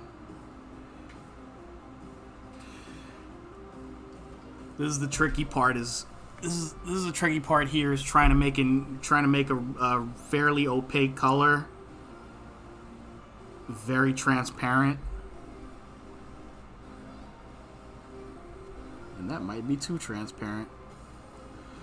And that's kind of a balancing act that you do here. Let me try it. Let me try this one. Yeah.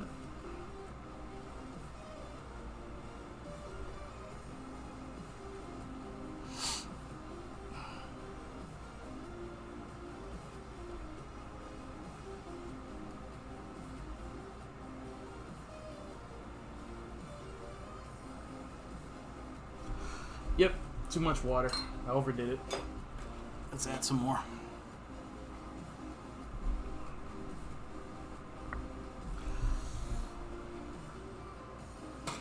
Now watch this be not enough water.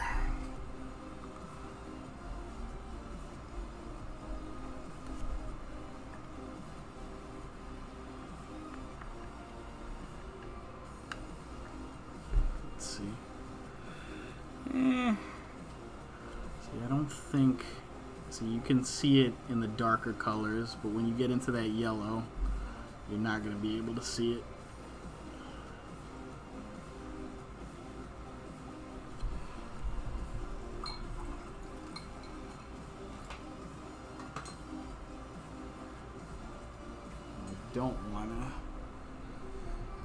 I don't necessarily want to have to darken up that yellow, but I think I'm going to have to.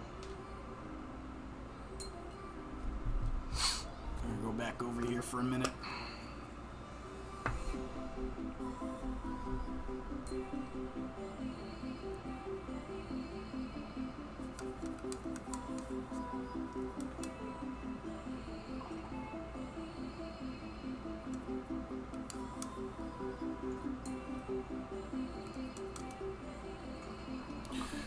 Okay. We just got to remember to do this to do these parts on camera whenever possible. Yeah.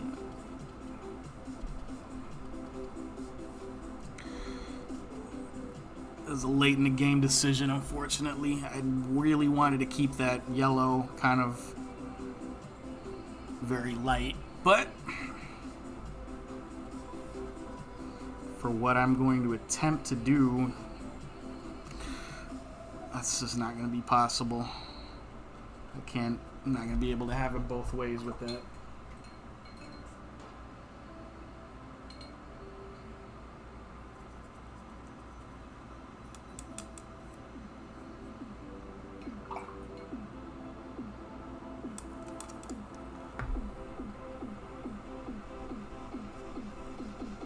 Maybe on the sides a little bit, but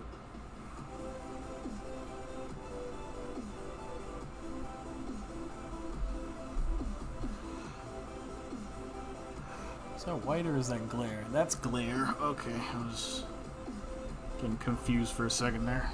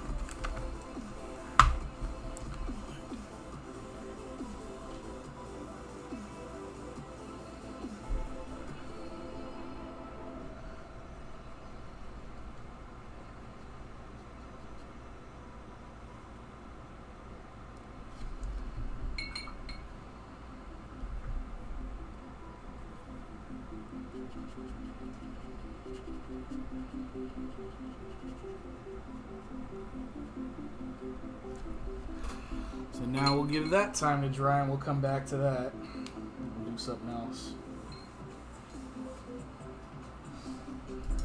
the thing I am actually good at and I actually know will look good.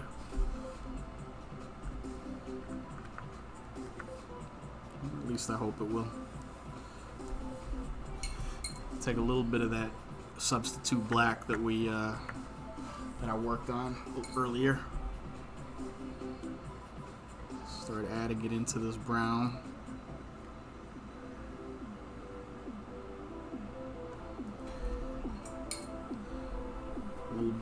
Add a little bit of red to it.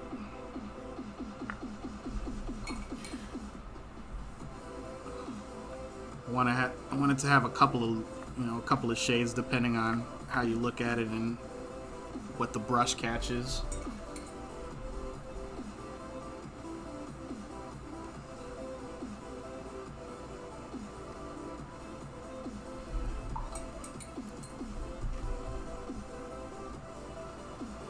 And now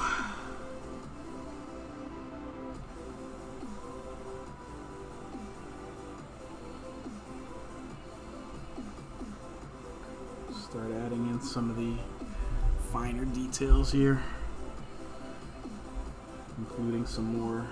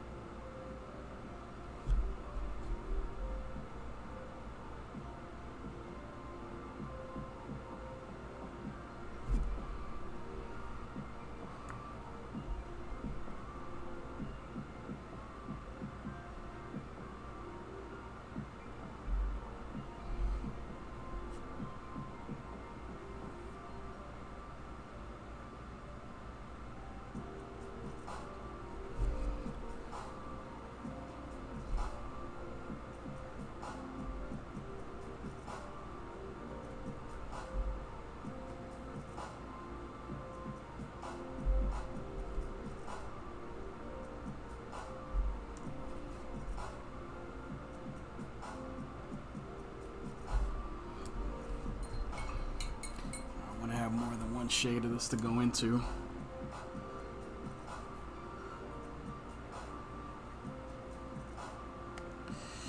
That was an accident, but maybe I can do something with it later.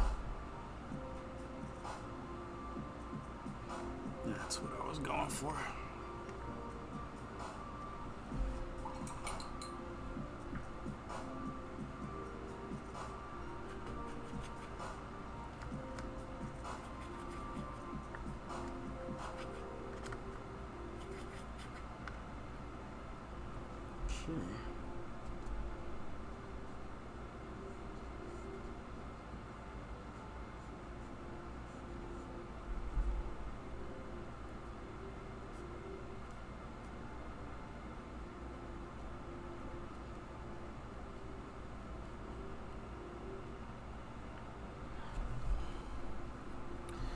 Yeah.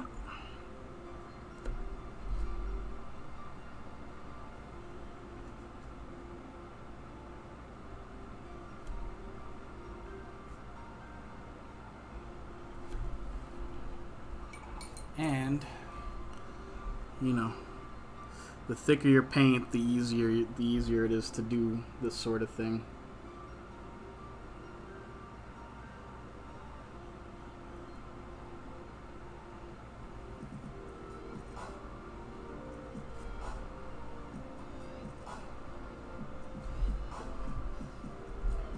This is me just doing the same stuff that I do with the ink, and it's just doing it with the brush and the paints instead.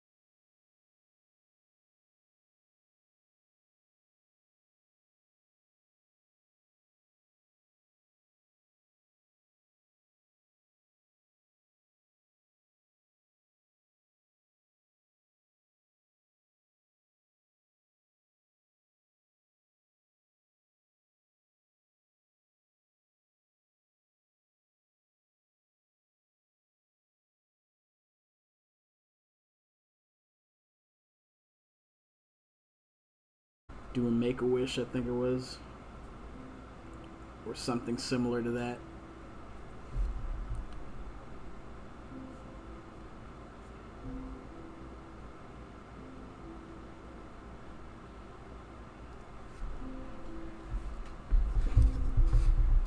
Yeah, it was. I thought it was really cool.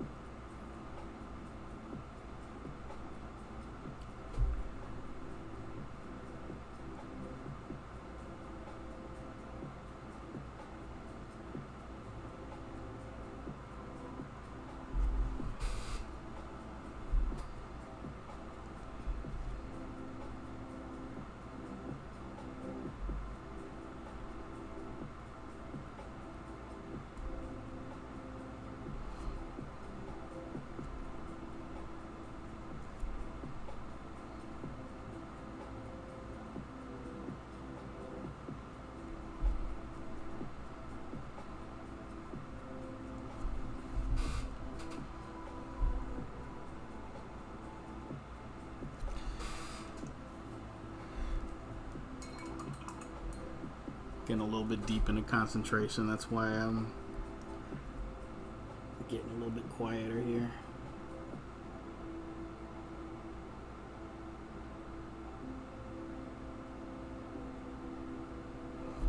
Because I feel like I'm getting close to what it's supposed to look like, which is usually the time that I'm most nervous about the whole thing. Because it can go either way.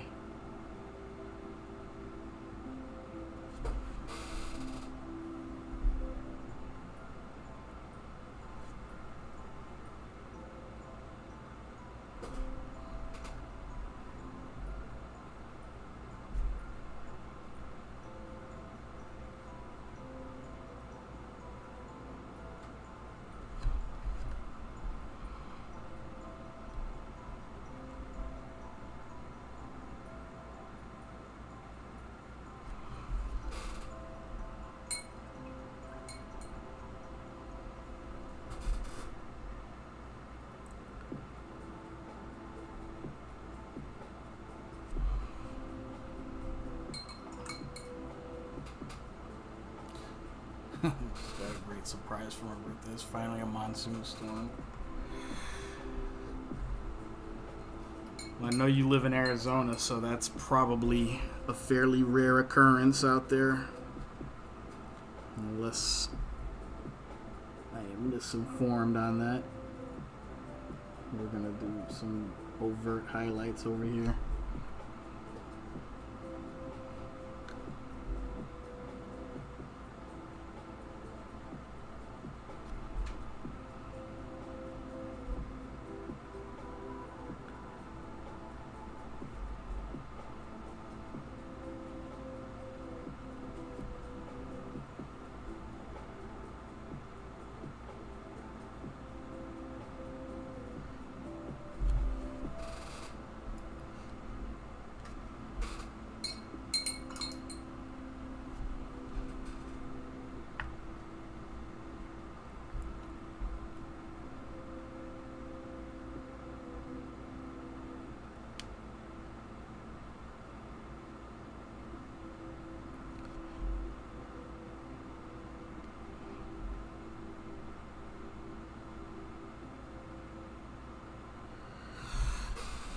A little something else to this highlight here.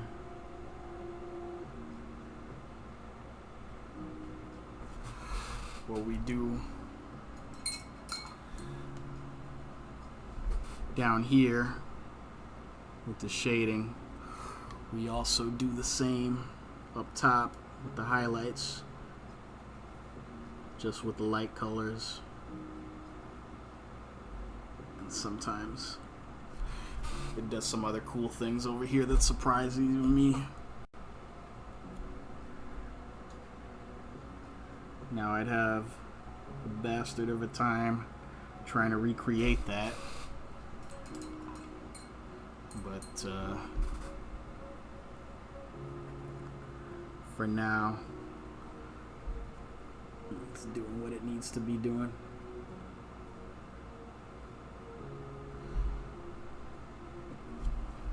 Yeah, too far down.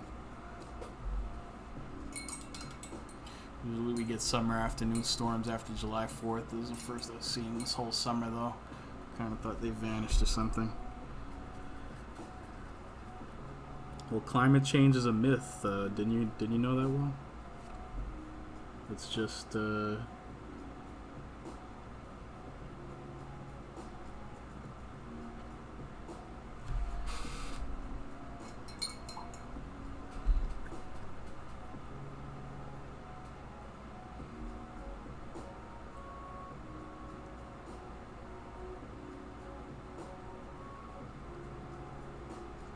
just, you know, the changing of the seasons. At least that's what YouTube tells me. Why would YouTube lie?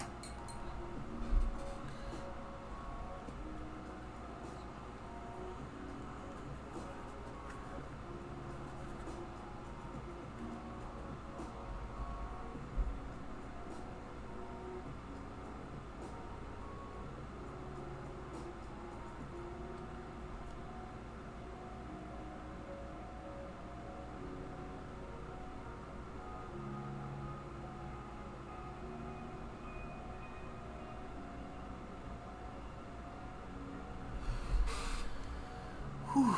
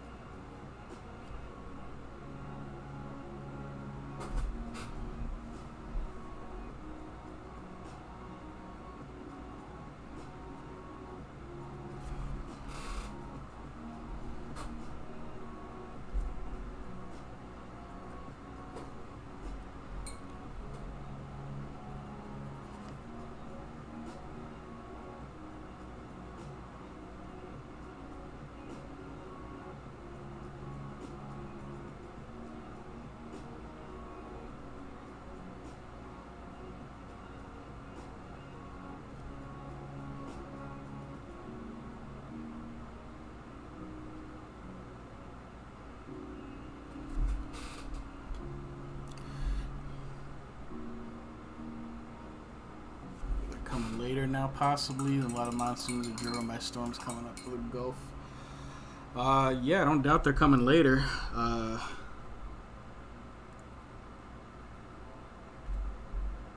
think that can be a problem. I think that can be a problem for a lot of places that rely on that sort of weather at very specific times of year. If they're starting to show up at different times in the year, that can but that's a whole other thing that we don't have to get into tonight.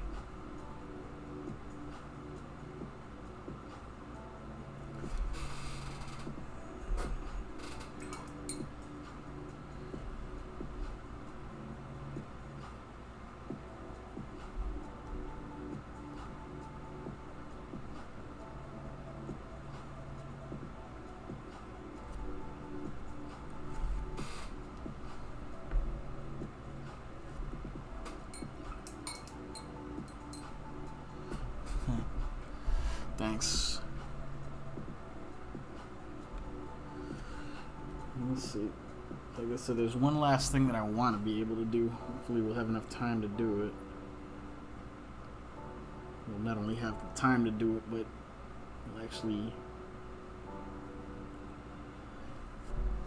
it'll actually work the way I was hoping it would.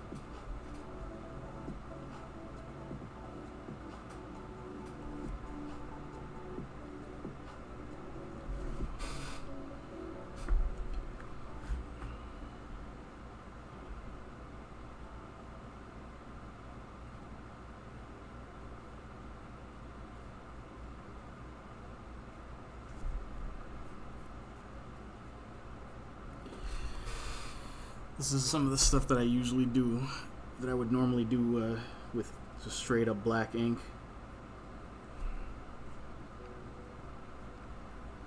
It does allow me, in some cases, where I see an opportunity to blend a color together instead of giving a very sharp outline, to be able to do either one.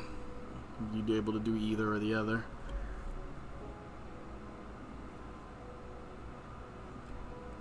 In some ways that's nice, and in some ways it's, for me, it's dangerous, because it leads to me fussing with areas that I wouldn't normally think twice about.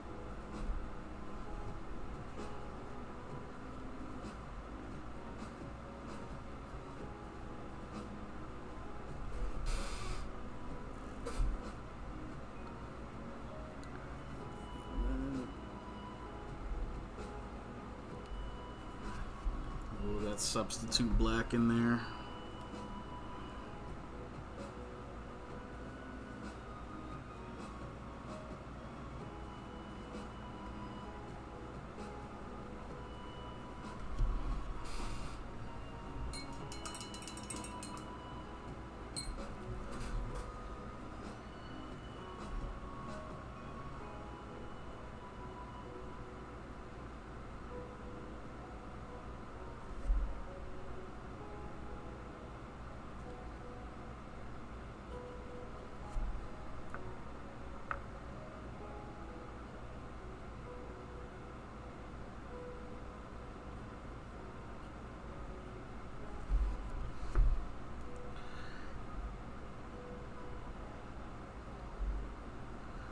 Can even give a little bit of highlight here.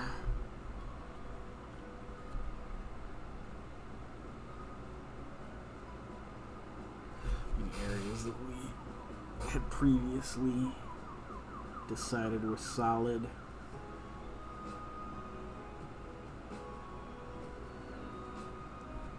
That is both the gift and the curse of working in paint, is that nothing necessarily has to be solid if you don't want it to be.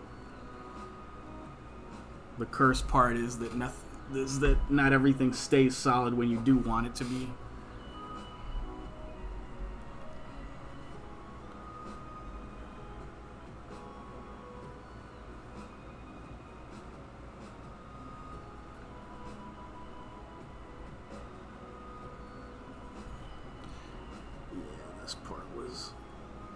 This part was something I really needed to address.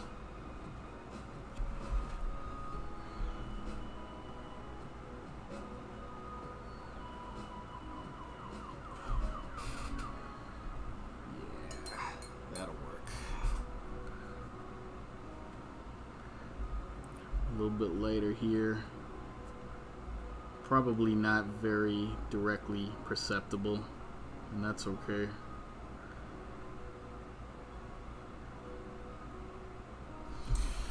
In my head, I've just kind of decided that the light is coming a little bit more from this side than this side, so which would mean that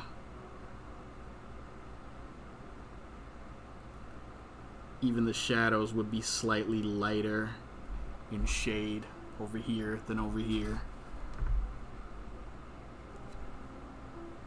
which is why we're going to come back here and use a reddish brown color over here that we've got going on. Yeah, that's it. That's it.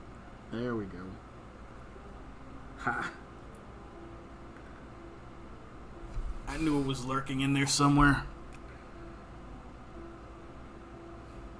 And if I trial and error at enough colors, that I'd eventually find it.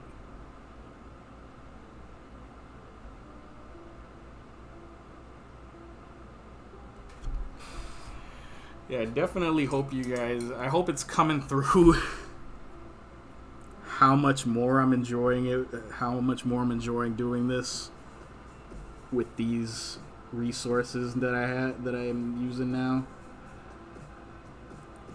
I mean, I will do my damnedest to make anything that I do to enjoy the act of doing any art that I produce.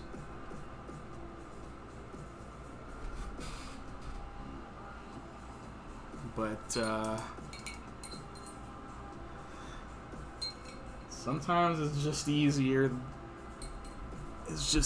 to feel that way and for it to come through when you don't have to make as much of that effort to do so. And go back into our red because we're losing a little bit of the red, a little bit more of the red than I would have liked.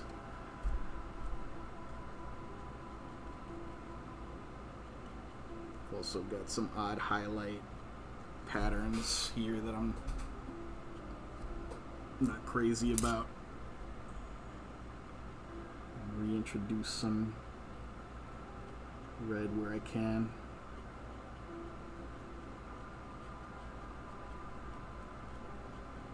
Also, I've just created kind of an interesting texture here that I want to keep exploring.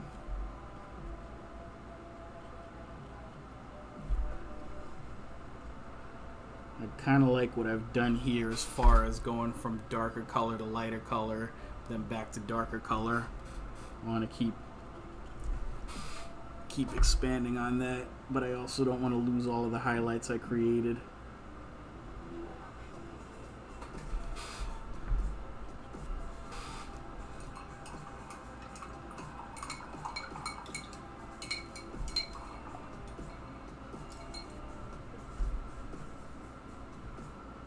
I also would prefer not to outline this part at all.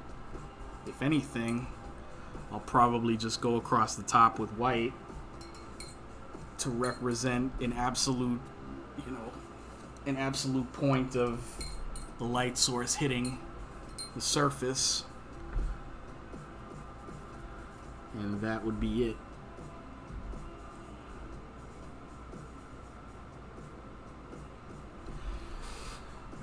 Sometimes, especially if you're someone like me that is used to outlining everything, because I work mostly in black and white, or I have until recently. I'm used to outlining every single thing. And when you paint, that is not always necessary.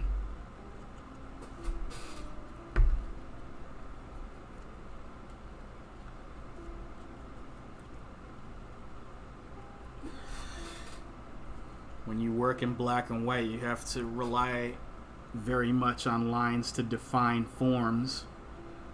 When you paint, you can sometimes allow your color and the shapes your colors make to define your forms. And then from there, you can use those forms to define other forms.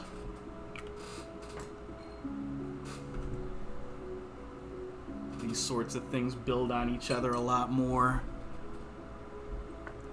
than in black and white drawing, which is not at all to say that one is better than the other. Not at all. I still love my black and white ink drawing. I just also enjoy sort of discovering all of these techniques, all of these painting techniques, and seeing in what ways they're similar and what ways they're different.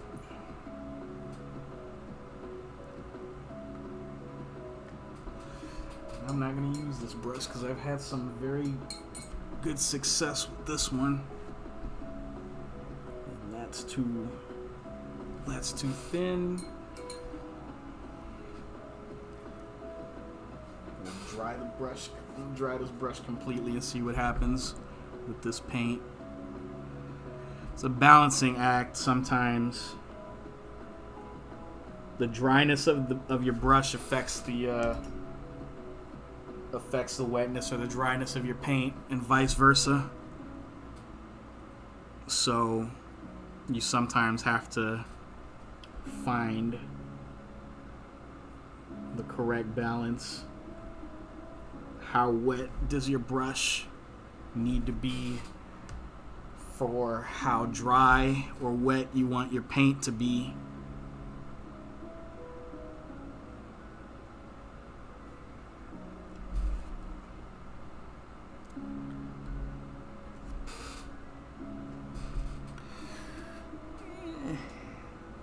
Could be drier, but this is not bad. The other thing is, you gotta be mindful that this is gonna dry. When this dries, it's gonna look darker than it looks now. Some of the lightness is just from glare. Some of it is kind of an optical illusion when the paint is mixed with water. It's sort of coming up at you at a different angle than it will be when it dries flat on the page. So it may appear to be lighter in some places and darker in others.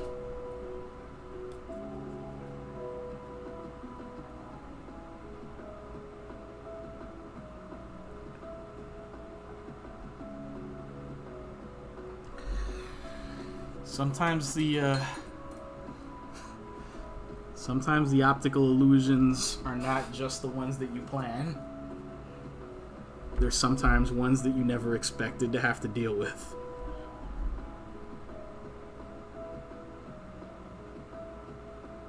Sometimes they're your own tools playing tricks on you, and your own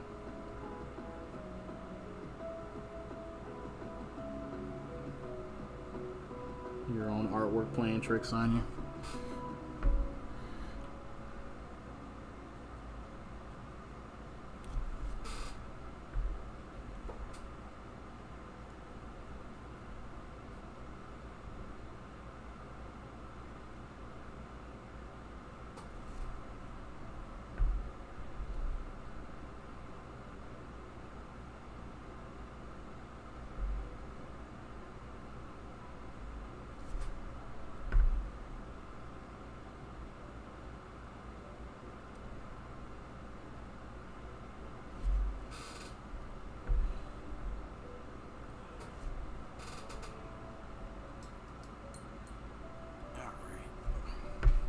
I'm going to try this one more time.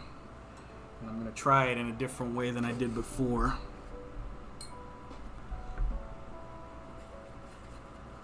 I'm going to start with the darker color instead. Maybe not that dark. Let's give you the palette cam again.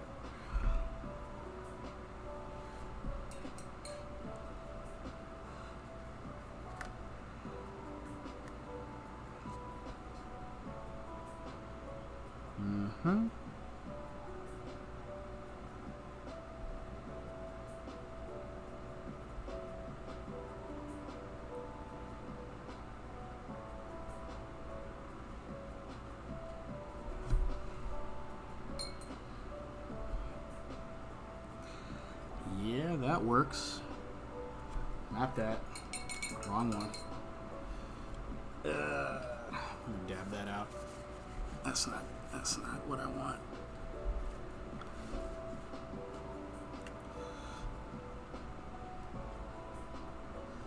That's the best part of screwing up in watercolor. If you catch it quick enough, you can usually get it out. And nobody will ever know it was ever there.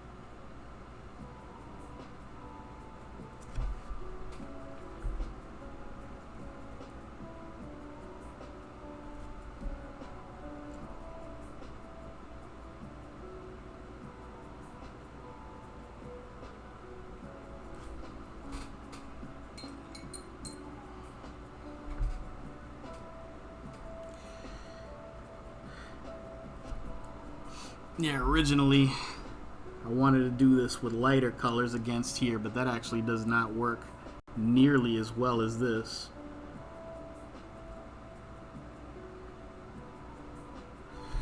So we'll go with this.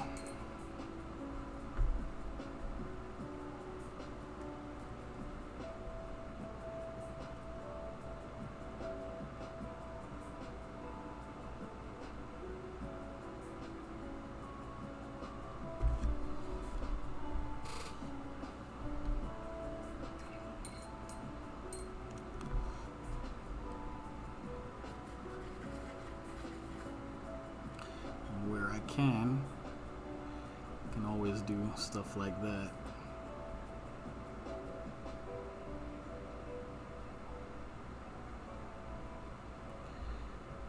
And try to match it to the color as much as possible.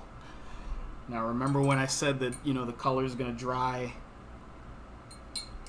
less defined than it looks when you initially put it on the page?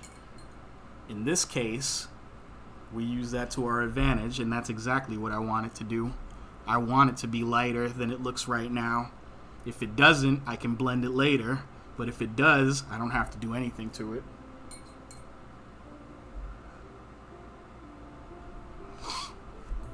Introduce some other colors into here.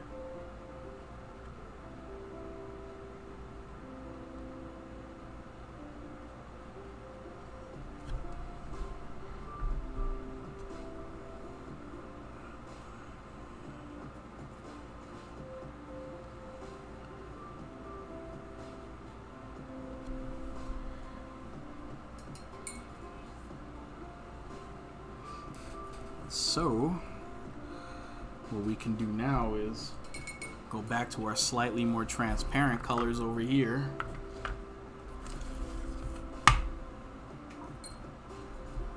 And start using that to our advantage as well.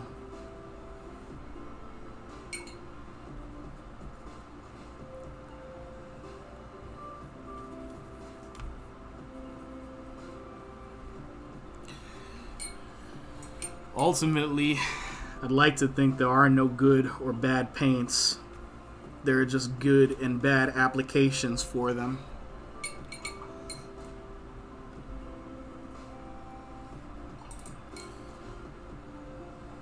You won't necessarily have a bad paint,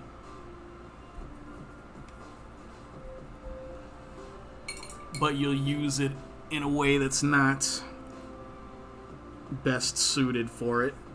And that goes for my cheat brothers over here too, because I use them in here as well. When I had a brown that wasn't dark enough, I went over here and used this one. That is a good application. That is a better application of a substandard paint.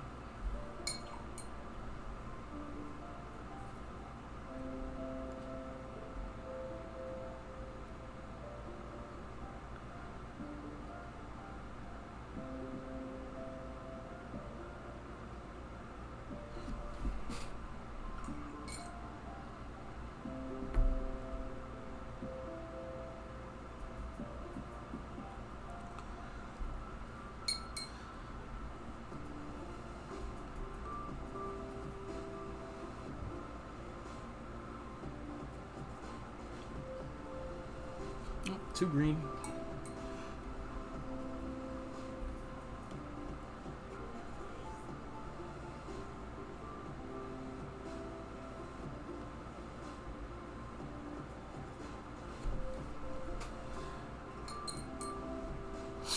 That's okay, I'll blend that in a minute. Definitely gonna want to stick more on the yellow side though. Over here.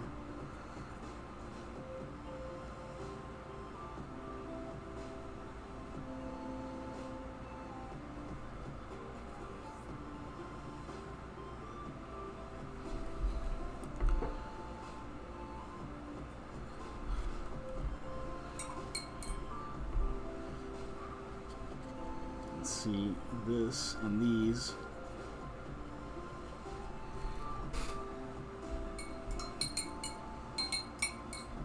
can start going that way. This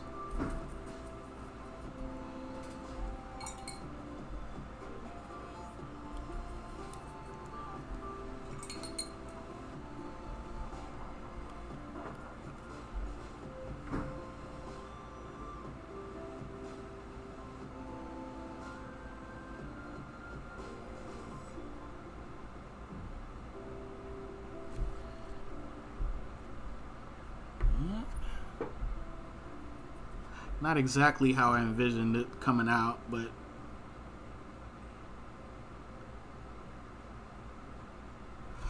I'm not gonna argue with what works. That's for sure.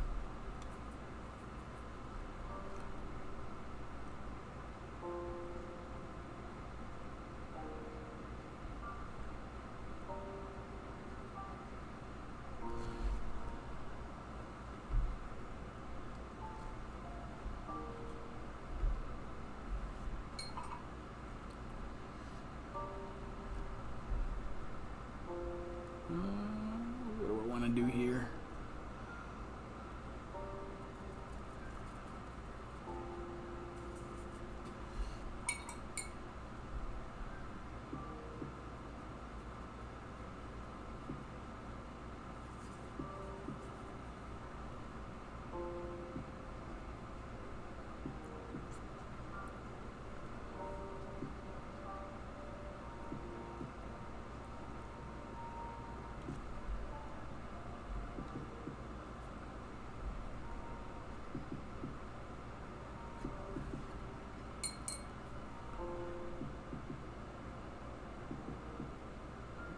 Back up here.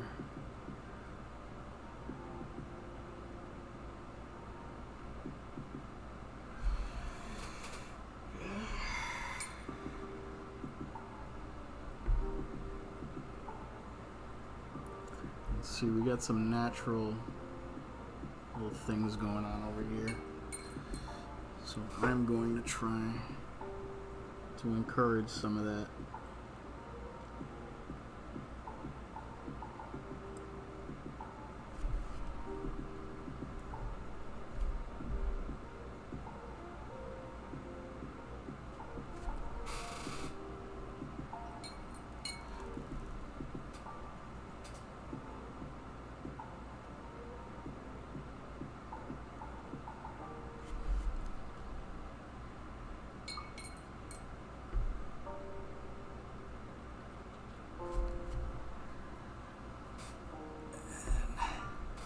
this is where you get to have some fun and you get to decide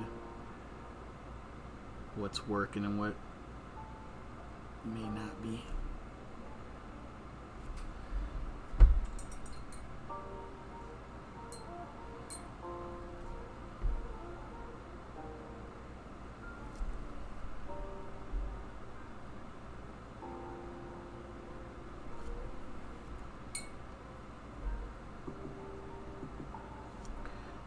Even to give it a little bit of more ambiguity and a little bit of abstractness. We'll send that red back up here and here.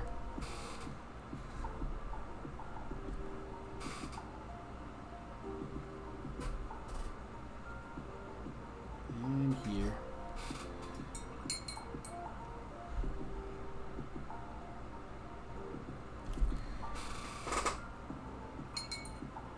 It's really doing some interesting things here.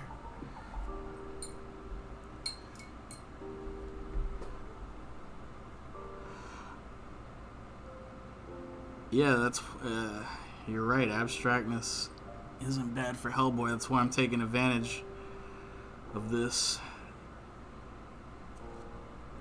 while I can.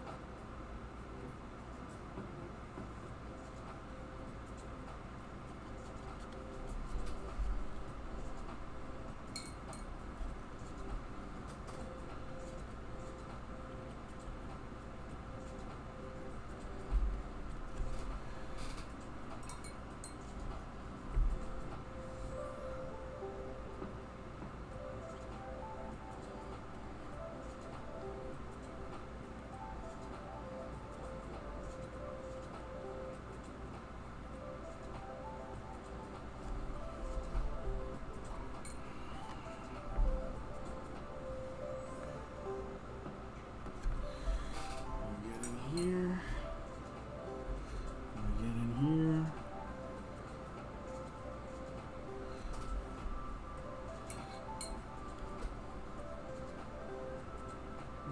Where was it? Oh yeah, substitute black.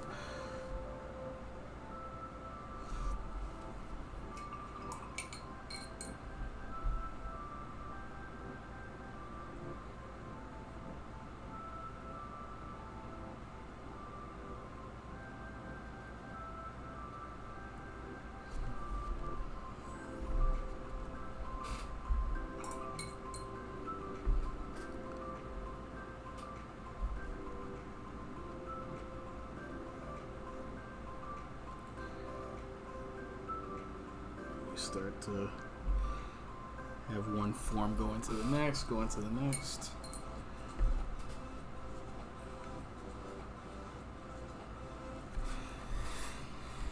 And that watercolor does some of the work too. That is one of the benefits to this table being at an angle. If it were at a sharper angle, I wouldn't need to goose it quite as much as I am. But we'll see what happens with that soon.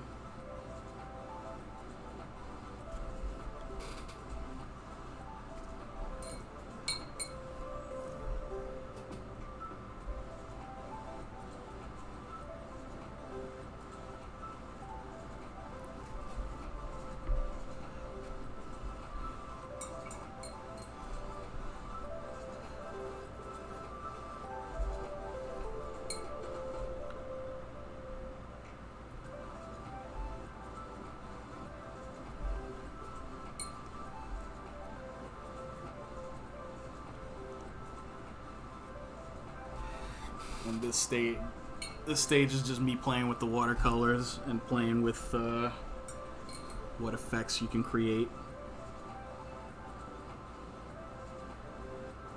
which is also not a bad thing.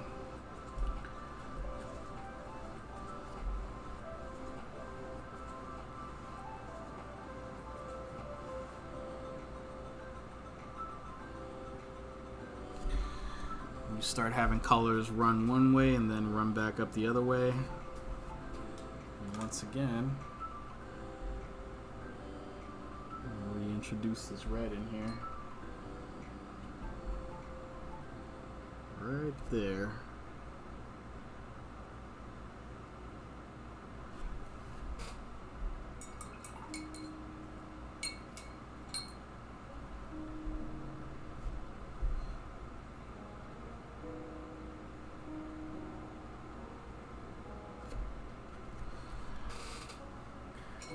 We're doing, you know, just the vaguest of shapes as you go farther up.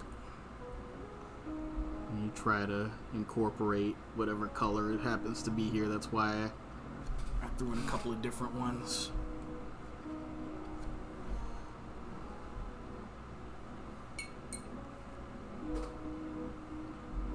And the other thing I wanted to do was work in a little bit of the white paint as well.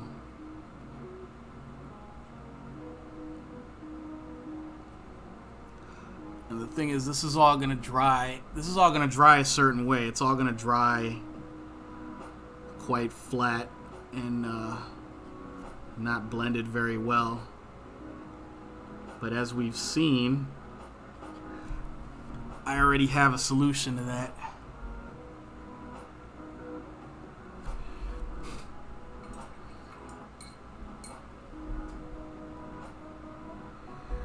Let's see, we're just about at the 3-hour mark. I'm not gonna drag this on for too much longer.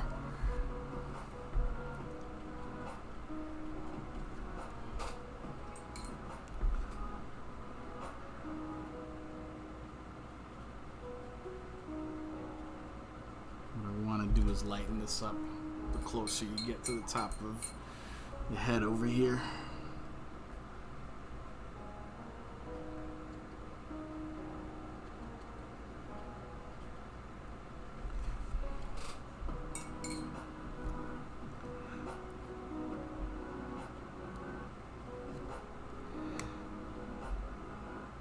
Once again, you find a technique that works, and the challenge is not overdoing it.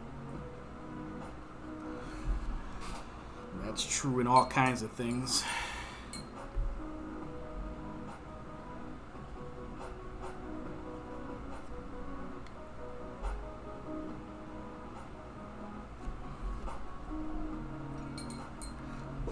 Now, we bring it down into here.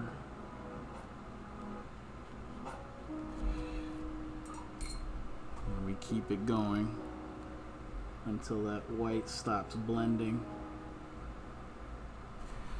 And it's mostly sitting there.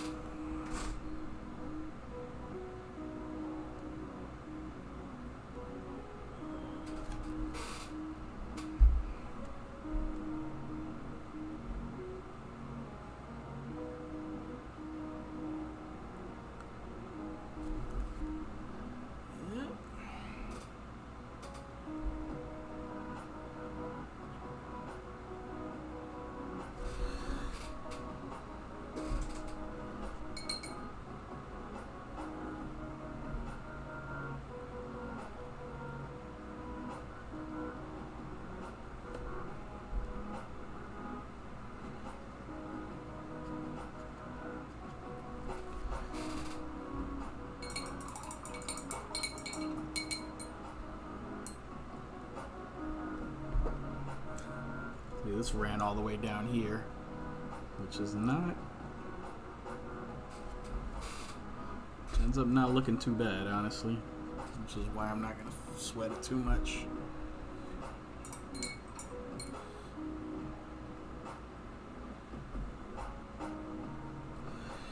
Now, with all of these other parts, if I really wanted to, I could, start blowing these all over the place. All of these little, drips of watercolor paint and water. I could take our friend the blow dryer and see what it can do. As a matter of fact, I am, but I don't really want to change this too much, so I'm not going to overdo that either.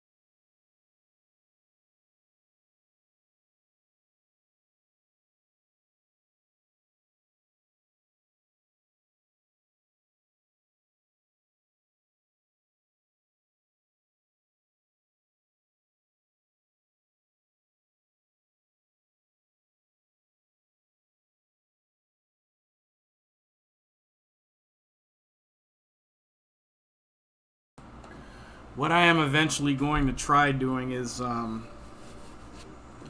because some of the little watercolor effects that I do, I've done by just kind of, splotching, very wet watercolor paint onto the page, and then sort of blowing it around with a straw. And I figured I can get a fairly similar enough effect with a little more control and a little less breath agony by using a compressed air can and spraying that and having that do much of the work that I'm trying to do anyway for me in that way. Eventually I'm going to try that.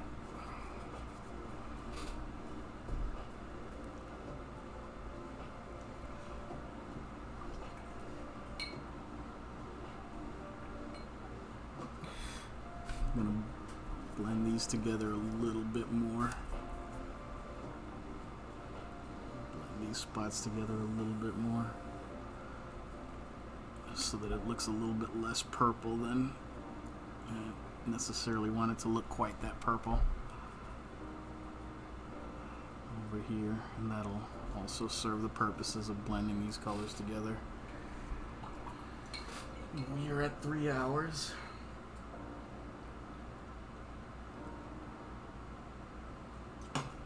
We're in the home stretch though. Once that dries, blend that out. I'm done here.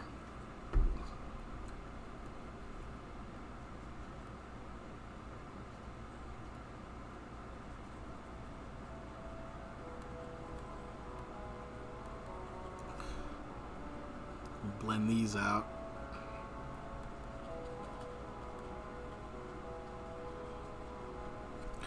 Blend these spots out. Just for the purposes of contrast, so that it looks darker. It'll make it look darker around the edges, just to make it look lighter in the middle.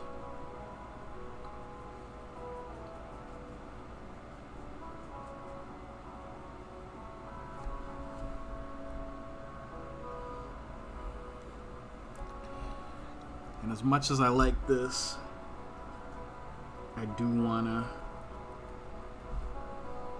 haze it up a little bit. Not too much.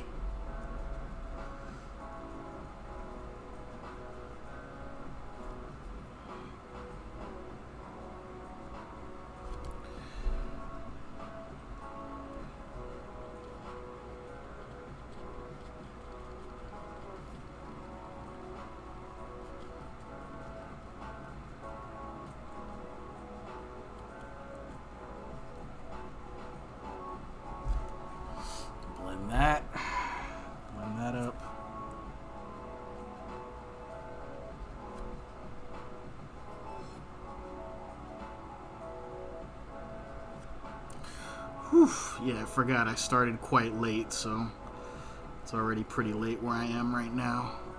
So this is definitely time. It's definitely wrap up time. I'm going to get this side.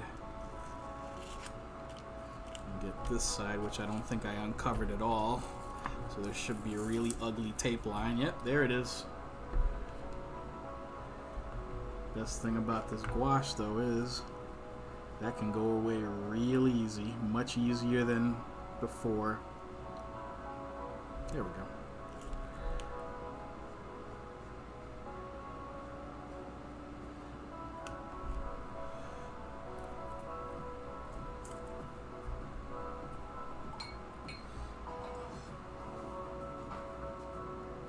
Right. That's still drying, but we're done for the most part. I'm gonna drop the tiniest overt highlights over here.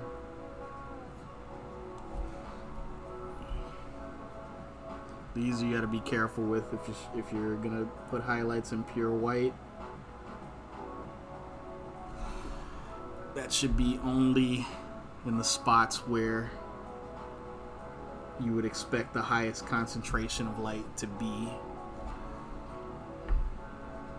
Otherwise, you're just whitening stuff out, and that doesn't help you. See, that's almost too much white there.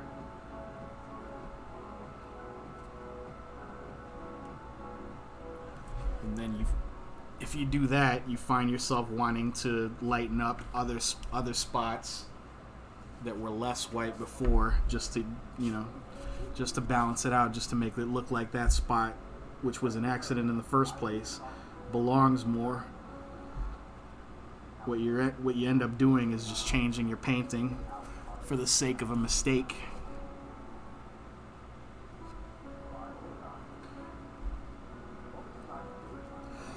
Tell you what, I'm not going to use this one. I'm going to use this. I've gone all night without using my favorite water brush. Did I take it out already? Is it over here? Yep, it's over here. Extra fine point. I love this thing.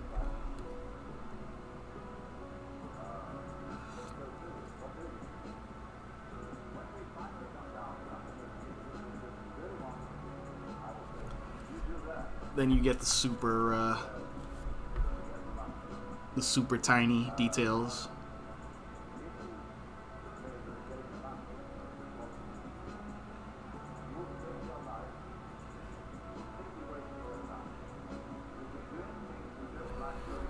All light cast shadows. So you cannot have one without the other.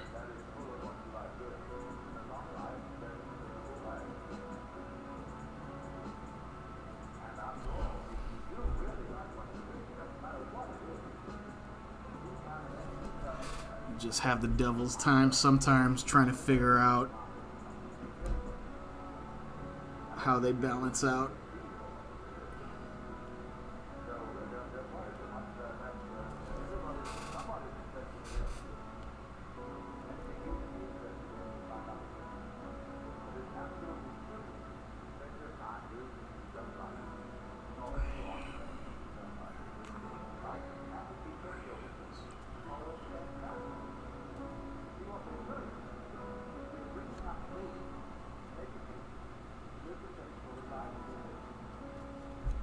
Again, this is a contrast thing. I don't want to outline this part in any dark color. I think it works better to outline it in a white, in white or a similarly light color. I think it does just as well to separate, our friend Hellboy over here from what's going on in the background as a thick dark outline would. And sometimes it works out that way.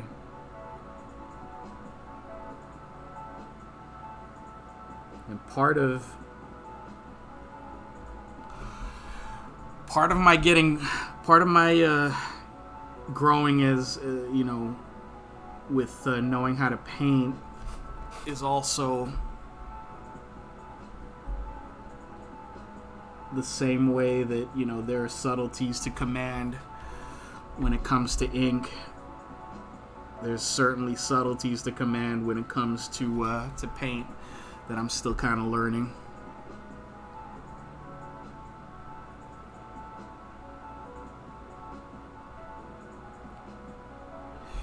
One of those subtleties is, like I said, allowing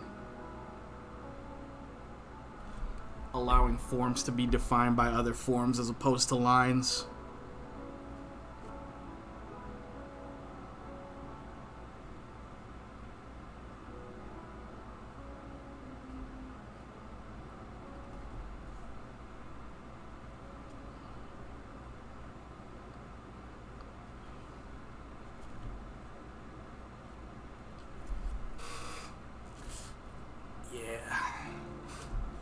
Last thing right there and there, and I'll fix that later. I'll fix that up a little bit later. Oh yeah, there is one last thing, and that is Hellboy's eyes are yellow. Oof, 310. Make this quick too.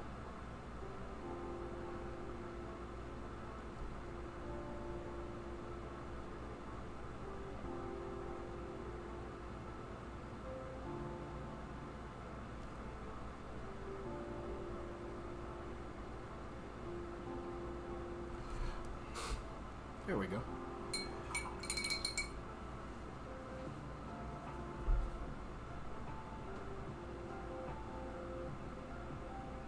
Blend where you need to, but for the most part, I don't want to blend that too much. They're overt highlights for a reason. And that's because they are by definition meant to stand out. Do too much of a job of pushing them back into the background. It defeats the purpose of why I put them there in the first place.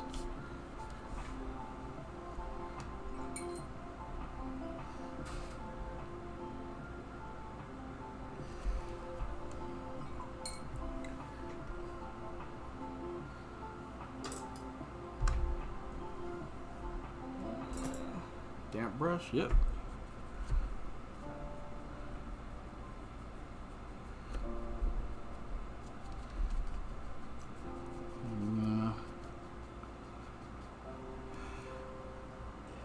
Too smart an idea. Always remember to clean your brushes off when you're going from one color to another. You don't necessarily want to bring the color you were working on over here to over here, even though that's exactly what I just did. I'm gonna go back over here and quit while I'm ahead.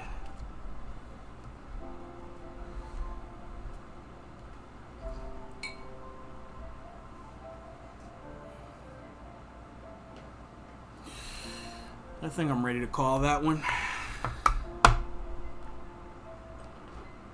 At least as ready as I ever am. Let's see. Actually, I think I got a gel pen for this. Did I put it in here? No. Did I put it anywhere? Probably not. Oh, I put it right here. Always anticipate your own absent-mindedness. Let's see how well this is gonna write. Not very.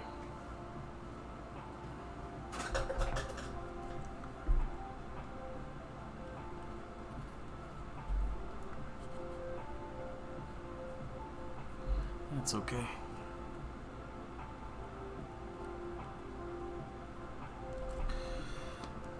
I don't always need my signature to stand out, to be the thing that stands out the most on the page anyway. It's there. It's right there. It's there. This gel pen is not as opaque as some of the other ones that I bought, though, which is very disappointing. But I'm sure I'll be able to use it for something. So that's about all I want to do for now. Even though, as I continue, I'm seeing, things that I want to fix up already, which is exactly how I know it's time to go. I'm going to touch this up.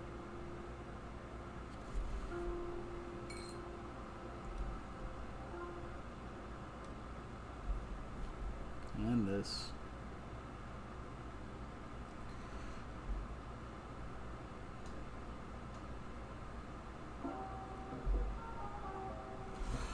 You can see how hard it is sometimes for me to leave these things alone.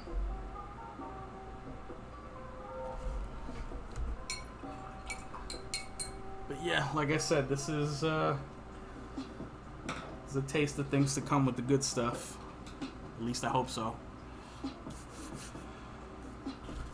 That's all we'll cover for today. It was a good day. A little note on the next couple of streams going forward. Like I said, I'm going back to the day job next week. I'm probably going to do Sketchbook Saturday this weekend earlier than usual, probably quite a bit earlier, if I have my say. I may go as early as 5:30 on this Saturday evening. There's some stuff that I want. I'll switch over here. There's some yeah, I know. Among other things, yeah, I know we do our usual watch togethers. Our usual watch together Saturdays. There's that. There's some other stuff I want to see and I want to do on Saturday that I want to have Sketchbook Saturday stuff done early. Then after that, I've pretty much decided I'm not going to stream next Tuesday because that is a work day, and as well as a day when I may have some other stuff I need to do, and I just like to have one less thing to have to worry about on that particular day.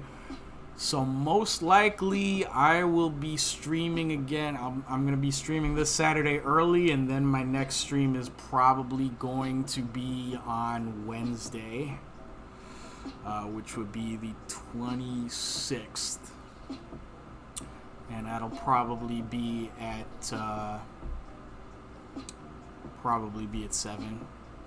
I'll probably do it earlier, but I'll...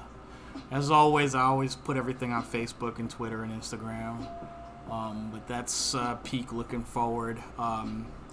Next week is going to be a taste of what the new normal is going to be as far as my weekly schedule.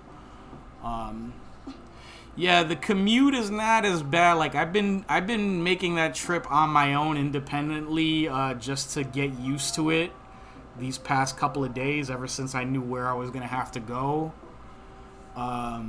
It's not terrible. It's not the worst thing in the world. The commute itself is not the worst thing in the world.